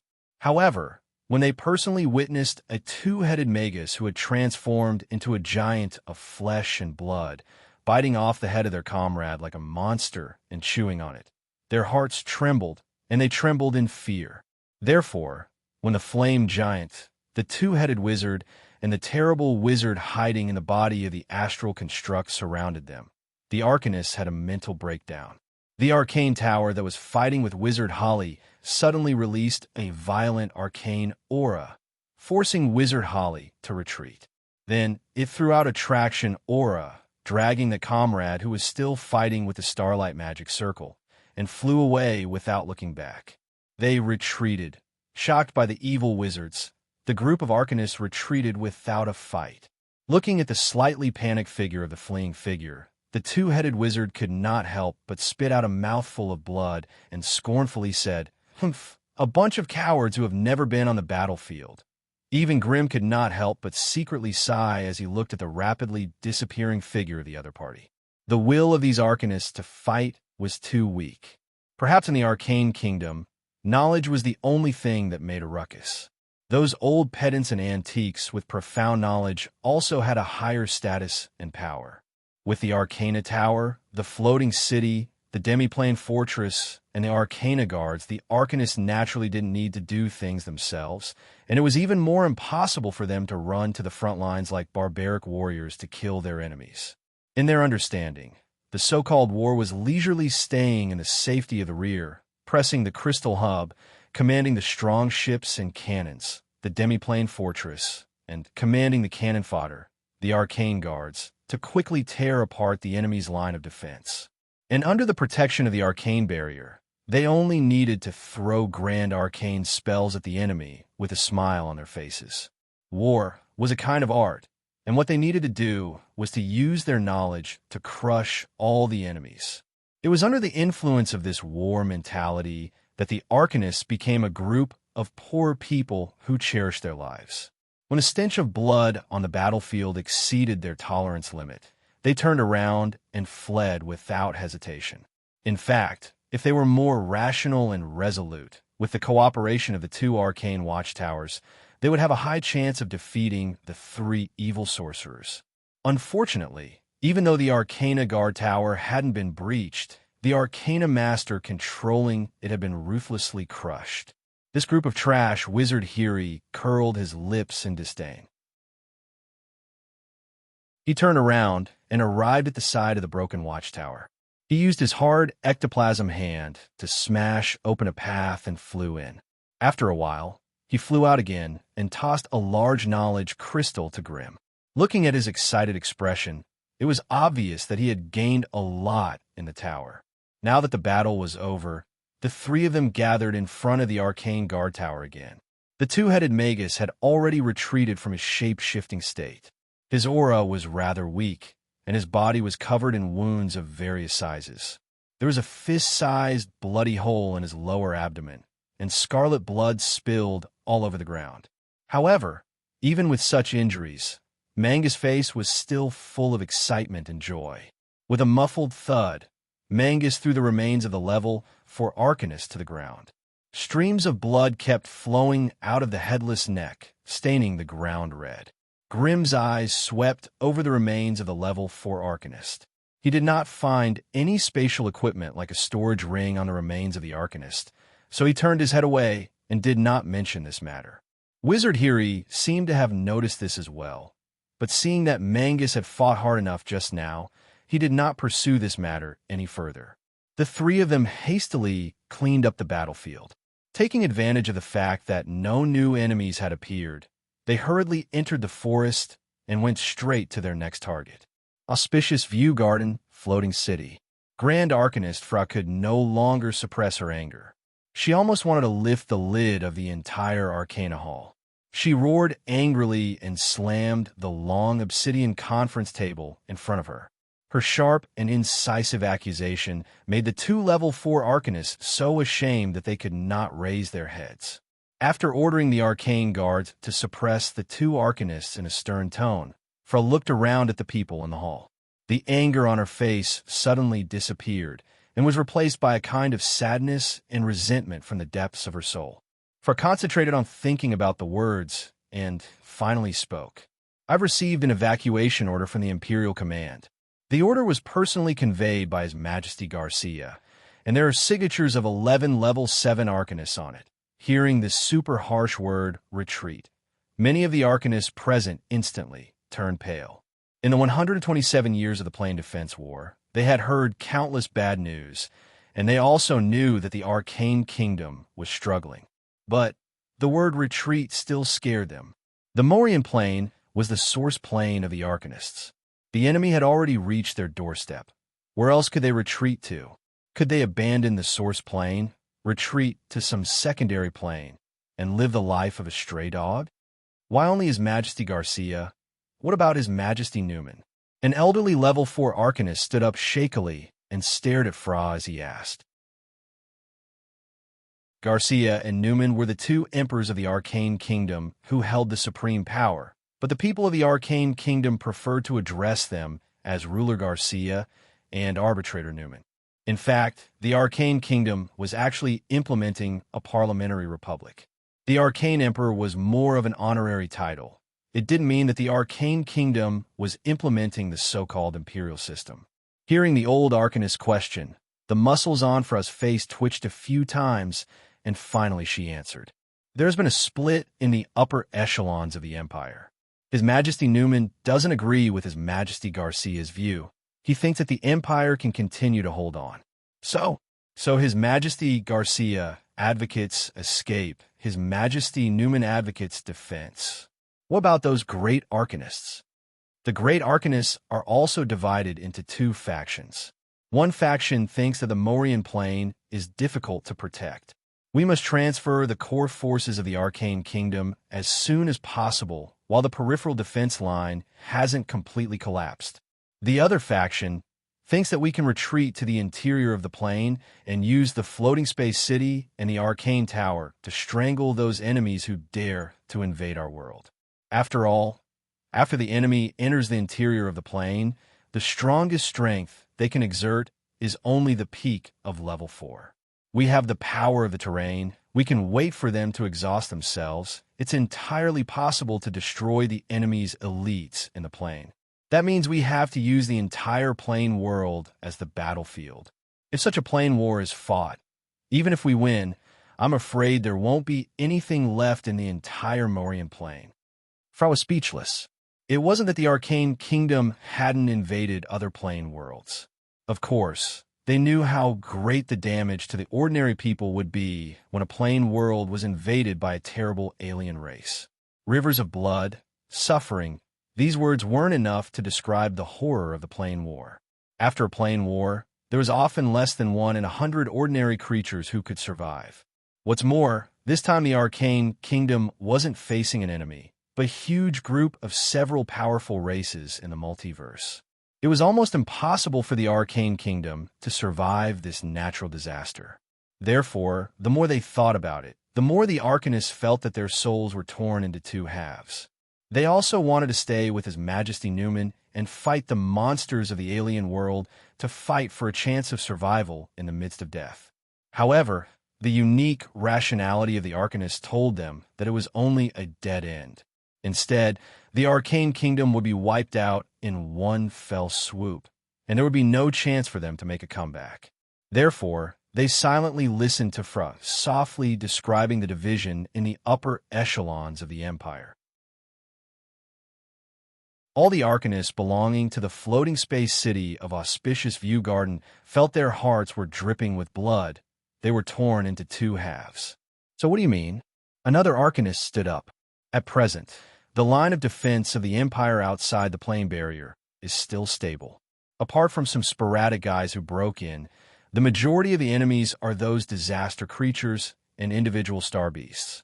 Therefore, the news of the Empire's retreat can't be easily leaked. Remember, the time and number of people given to us by the upper echelons of the Empire are limited. Each Arcanist above level 3 can only take 2 people, and the Arcanist below level 3 can only take 1 person. In addition, the upper echelons of the Empire have reserved 200 places for us to transfer.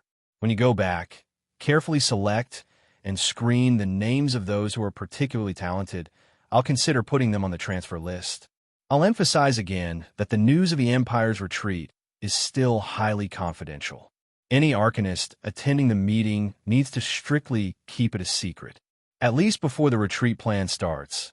I don't want the leak of information to cause internal chaos in the floating space city. Do you all hear me?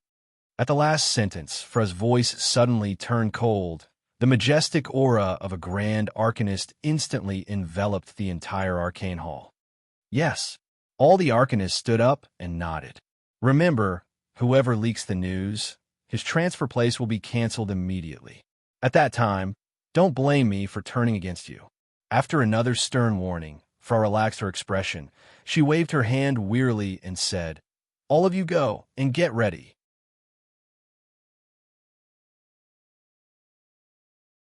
Chapter 1093. With a stack of thick books in her arms, Lucia hurried through the Hall of Secret Spells, squeezed through the crowded corridors, and rushed into the Arcana Academy. Not far ahead was the Hall of Knowledge, where she attended classes every day. Today, the lecturer was His Excellency Brown, a level 2 Arcanist whom she respected and admired the most. In this way, she was even more reluctant to give up. However, as soon as she arrived, she was suddenly stopped by a male apprentice who rushed out. It was a handsome young noble who looked to be only 15 or 16 years old. However, he was wearing a well-tailored Arcanist robe that was embroidered with exquisite patterns with runes and golden threads. According to the regulations of the Arcana Kingdom, those who had not applied for Arcana level appraisal from the Arcana Appraisal Institute were not allowed to wear official Arcanist robes. However, the young nobleman in front of her was obviously just an apprentice, but he was openly wearing an Arcanist robe, which was against the rules. If he was caught by the law enforcement team, he would be disqualified from being an apprentice. Behind the young nobleman, there were more than a dozen arrogant guys who seemed to be students of the Arcana Academy. "Sauron, you're breaking the rules again." Lucia was shocked when she was stopped by the young man, and then she could not help but frown. If you're caught by the law enforcement team, you'll lose your apprentice identity. Don't think that you can do whatever you want in the academy just because you have a level 3 Arcanist as your grandfather. This young apprentice, called Sauron, had a proud expression on his face. He waved his hand to signal the follower behind him to move further away. Only then did he presumptuously set his eyes on Lucia's youthful and beautiful face. "Lucia, I'm asking you for the last time today. Are you willing to be my lover?" There was a trace of anger on Lucia's beautiful face. She stared at the young man with her bright light blue eyes and said word by word, "Sauron, you've harassed me many times, and this time my answer is still the same. Don't even think about it. My life belongs to Arcana, my soul belongs to Arcana, and I'm not interested in anything else except Arcana." The little girl's tone was unprecedentedly firm, and her words revealed a sense of maturity and persistence that did not match her age. You probably don't know yet. Sauron was obviously angered by Lucia's decisiveness. He glanced around to make sure that no one could eavesdrop on their conversation. Then, he stepped forward and whispered in Lucia's ear, "The Empire has decided to give up the war and is organizing a retreat." The little girl's body slightly trembled. The number of people the Empire can give is limited. Even my grandfather can only take 2 people. If you're willing to be my lover, I can beg my grandfather to take you with him. Lucia's face instantly turned pale. Even though she didn't want to admit it, Sauron's grandfather was a third-ring arcanist, so it was very likely that he was telling the truth. And if this news was true, did it not mean that the Empire had abandoned all its citizens and low-level members and was plotting to escape? Lucia gripped the thick Arcana encyclopedia so hard that her knuckles were protruding and her face was pale. However, she only lowered her head slightly, and then she looked up again and stared into Sauron's eyes. She said resolutely, "Don't worry, Sauron. Even if the world is going to be destroyed tomorrow, I won't agree to your request. From the day I stepped into the Arcana Academy, I've made up my mind to devote everything I have to the great study of Arcana. Don't even think about it anymore." Sauron also seemed to be irritated, and he whispered in an unusually firm and cruel voice, "Don't worry, I won't continue to pester you. From today onwards, there's still a month before the final evacuation. I believe you'll seriously consider this issue. You know where I live. As long as you can accompany me for 1 night before the evacuation order is issued, I can take you with me. Otherwise, you'll stay here and die together with the floating city." After saying that, the man laughed heartily and left, leaving the pale-faced Lucia in the same place. Maplewood Town.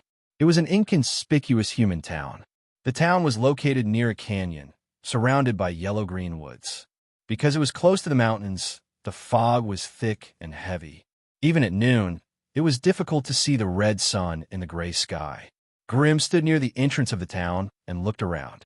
After finding no signs of arcane energy, he nodded with satisfaction. "Let's rest here for the night. The nearest human city is 110 miles away, and there aren't any arcane buildings nearby, so it's a good place for us to stay." The other 3 shrugged their shoulders and strolled into the town. There were about 100 households in the town, and nearly 100 shabby wooden houses were arranged in a picturesque manner, outlining 2 or 3 streets and a small central square. At this time, it was sunset, and the residents of the town had lit up the stove and were preparing dinner. The smoke coming out of the chimneys mixed with the faint fog, making the town dark and gloomy. When the townspeople saw Grim and the others in strange clothes, they could not help but feel very surprised. They came out of their houses, kitchens, cowsheds, and other places, gathered together and pointed at them, as if they were adventurers who were wandering around. The Dark Witch Shunny obviously did not like being surrounded and pointed at, so she snorted and was about to attack, but was stopped by Grim. "We are wizards, not monsters. It's better to avoid unnecessary killing," Grim said calmly, then turned to Mangus. "Mangus, I'll leave it to you." "No problem." Mangus laughed and quickly handed over control of the body to Chiolisha. As Chiolisha's head moved to the center of her neck, her eyes instantly opened. Mangus was good at fighting, and Chiolisha was good at mental witchcraft. Therefore, when Chiolisha opened her eyes and gently snapped her fingers, all the residents of the town closed their eyes in an instant and stood on the spot, snoring from their mouths and noses. "All right, everyone has been hypnotized. Until we leave tomorrow, they will not wake up on their own, and they will not remember us." Chiolisha smiled slightly. Mental witchcraft was her area of expertise, so she was the absolute authority in this area. "Let's go and find a place to settle down. I haven't had a bath for a few days, and I feel like my body is getting moldy." Wizard Holly nodded his head in satisfaction and led the way to the tallest and most luxurious house in the town. The house that Wizard Holly had chosen seemed to belong to a small noble. Not only was the house clean and tidy, Even the maids and servants were dressed much better than the residents of the town. When they reached the door of the house, Chiolicia snapped her fingers again. This time, everyone in the house stopped sleeping, but they still did not struggle out of the dream. They maintained their sleepwalking state and orderly lined up in 2 rows in front of the few wizards. Looking at their clothes, there was also a middle-aged lady with a passable appearance, as well as 2 gorgeously dressed noble ladies mixed in with them. We're all hungry, so prepare dinner immediately. Also, boil some hot water, and we'll have a good bath after we eat. Remember to clean up the bedroom and change everything to new. Following Chiolicia's series of instructions, these sleepwalking people with their eyes closed immediately got busy and quickly arranged the dining hall on the first floor. In fact, with Grimm and the others' super strong physiques, they would not starve to death even if they didn't eat or drink for half a year. However, as human magi, they still viewed eating as a rare enjoyment and relaxation. Therefore, under Chiolicia's arrangements, Grimm and the others sat at one side of the table, wrapped their scarves around their necks, and picked up their cutlery and began to enjoy this wonderful dinner in another world. After all, Maplewood Town was only a small village in the remote, auspicious Peace Province, and the food here naturally could not be that delicious. However, in a completely foreign plane, it was enough for 4 grade 4 magi to gather together politely and elegantly to enjoy a sumptuous dinner. There was no need for those so-called delicacies to enhance the atmosphere here. The stupid and ugly servants and kitchen maids were chased out by Chiolicia, and the only ones who could enter the dining hall to serve the magi were naturally the noble woman and her 2 young daughters. Fortunately, these magi were people of status, and they did not have any strange hobbies, so the dinner ended with a seemingly friendly interaction. While eating and drinking, Grimm frequently raised his wine glass in front of him to greet the Dark Witch Shunny, but no one paid any attention to him. During the last battle, the Dark Witch did not appear at all, and only suddenly appeared after the battle ended. If it was any other Magus captain, perhaps he would have long been enraged by her wanton behavior. However, Grimm acted as if nothing had happened. Not only was he not angry, but he even seemed to have taken a liking to her. This caused Chiolicia to lower her head and snicker, Wizard Hori to give him a thumbs up, and Witch Shunny to sulk. However, Grimm did not care about her coldness and anger, and instead teased her even more. "I'm full." Pushing away the food that she barely touched, Dark Witch Shunny stood up and pointed at the noble woman. "Bring me to wash up." After saying this, she proudly left the dining hall with her head held high.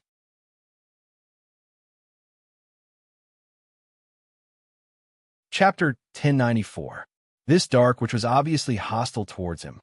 Moreover, if Lin Lee's guess was right, the main purpose of this mission was none other than to kill him. Originally, Grimm only had some doubts about this. However, after the last battle, although the Dark Witch was invisible and did not appear on the battlefield, Grimm could clearly feel her strong killing intent. Perhaps the Dark Witch Shunny would never have guessed that the reason Grimm put himself in danger on the battlefield was to test her true intentions. When Grimm was in danger, the Dark Witch's unconcealable murderous intent was like a wildfire in the dark night. It was impossible to ignore it. Therefore, Grimm did not mind taking a detour and brought his team to this Maplewood town. He wanted to use this isolated and remote place to solve some personal problems. Thinking of this, Grimm gently pushed away the plate in front of him and said with a smile, "I'm already full. You two can continue to eat here. I want to rest for a bit." Chiolicia smiled. "How about I lend you my 2 servants for a night? Although they're not talented, their looks and figures are not bad." After saying that, the 2 twin sisters walked to Grimm's side and smiled sweetly. However, even though they were smiling, their eyes were closed and looked a little scary. Grimm shook his head slightly and left after saying, "I hate toys." Chiolicia sighed softly and said helplessly, "That's right. Although these toys look pretty good, they break as soon as I use them. They're just like fragile bubbles." Cough. "Right. Sir Holly, are you interested in taking one with you?" Wizard Hiri frowned and said in an evil tone, "Chiolicia, don't play your boring game. Who doesn't know that these fellows have already become your puppets? If I bring them into my room, wouldn't I be with a guy who is neither a man nor a woman? Oof, don't bother me. We are only cooperating. Outside of this plane, no one wants to have any contact with a pervert like you. After saying that, Wizard Holly also pushed away his plate angrily and went to the second floor to find a room to rest. After everyone left, Chiolicia, who was left alone in the restaurant, showed a trace of ruthlessness on her face. She muttered as she fiercely cut the lamb ribs in front of her. Judging from her expression, she seemed to regard the lamb as an object of extreme disgust and hatred. In the dining room, the guest room, and the kitchen, more than 10 servants were busy nervously, serving all kinds of food as if they were serving an emperor wholeheartedly. However, no matter how hurried they were, how busy they were, those closed eyes never opened. On the second floor, Grim saw 2 different corridors on the left and right. The left side was dark without any light, while the right side was brightly lit, illuminating every corner of the corridor.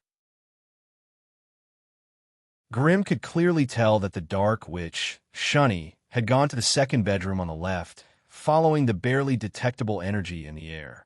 The candles in the corridor on the left were also blown out by her. Obviously, she didn't like people disturbing her peace. Therefore, Grim turned to the left side without hesitation.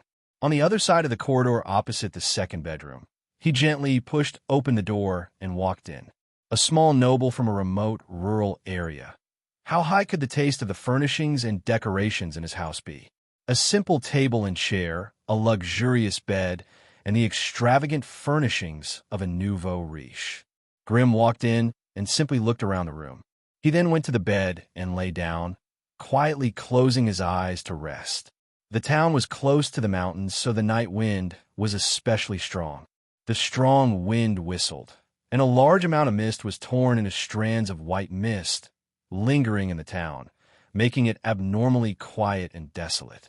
In the past, the people of the town would not sleep so early, so there would still be some people here. But today, in the town, other than a small 2-story building that was still brightly lit, the rest of the place had fallen into darkness. There was almost no warmth or the existence of life, which was very daunting. In a house at the edge of the town, a dark shadow floated in the middle of the wooden house, slowly expanding. When the shadow first appeared, it was only the size of a thumb, but as time passed, the shadow grew larger and larger, and then collapsed inwards, turning into a dark, deep, and strange shadow passage with a diameter of 2 meters. Looking at the strange vortex inside the shadow, and the thick aura of darkness that slowly seeped out from the depths of the shadow, one could not help but wonder what kind of terrifying place the vortex led to. As the aura of darkness in the wooden house became thicker, the place became darker and murkier. Finally, as the shadow quickly gathered together, a strange creature that looked like a black cheetah condensed out of the void. Its skin was smooth to the touch, but it always gave people a feeling that it was illusory and unreal. Strands of black mist still lingered on the parts of its body that were in contact with the air, as if the body of this strange creature was condensed from a shadow substance. Suddenly, 2 balls of deep red light lit up where the darkness beast's eyes should be, causing the light in the wooden hut to darken a little more inexplicably. Shadow leopard. This was a typical shadow creature that usually only existed in the shadow world. It was very rare to see them in the plane of existence. Although their basic strength was only at the beginning of Grade 2, with all kinds of strange and difficult to defend against shadow traversal. Even advanced Grade 2 magi would not be willing to encounter them. What was more frightening was that these shadow leopards were a type of creature that lived in groups. After the first shadow leopard appeared, the shadow vortex did not stop spinning, and instead continued to spit out thick, dark energy. Soon, a second shadow leopard condensed, followed by a third, a fourth. The small house was not big, and for a shadow leopard that was as big as a tiger, it was a little narrow. Thus, when the shadow leopards that came later got too close to their companions, they even broke out in a subtle conflict and growled to intimidate each other. Fortunately, They also knew how powerful it was, so they tried their best to restrain their strength, not letting any of the shadow aura leak out of the wooden house. When a number of shadow leopards reached 10, the shadow vortex became a little difficult to operate, and with a slight tremble, it spat out a humanoid shadow creature. As soon as this humanoid shadow creature appeared, it caused a commotion among the shadow leopards. All the shadow leopards no longer cared about their personal privacy, and they all squeezed together, giving each other a large enough space to move around. This humanoid shadow creature had no eyebrows or face at all, and its entire face was pitch black. As he stood there, countless shadowy substances in the void around him rolled out like boiling water, condensing into a strange armor that was as shiny and textured as a black diamond on his body. Unlike the shadow leopard's half-real, half-incorporeal body, the humanoid shadow creature's body was solid, and its hardness was comparable to most of the steel in the material world. More importantly, when this humanoid shadow creature opened its eyes, it didn't emit a chaotic and confused light. Instead, it emitted the light of wisdom that was full of agility and depth. And this was unique to intelligent creatures. As soon as the humanoid shadow creature appeared, it strode to the wooden house's simple wooden window, and through the narrow gap, it looked at the brightly lit small house in the darkness. The target was there, and the master's order was to lie dormant for the time being. Thus, this humanoid shadow creature grabbed its long and narrow sword from the void, stabbed it into the floor beside it, and began to wait silently.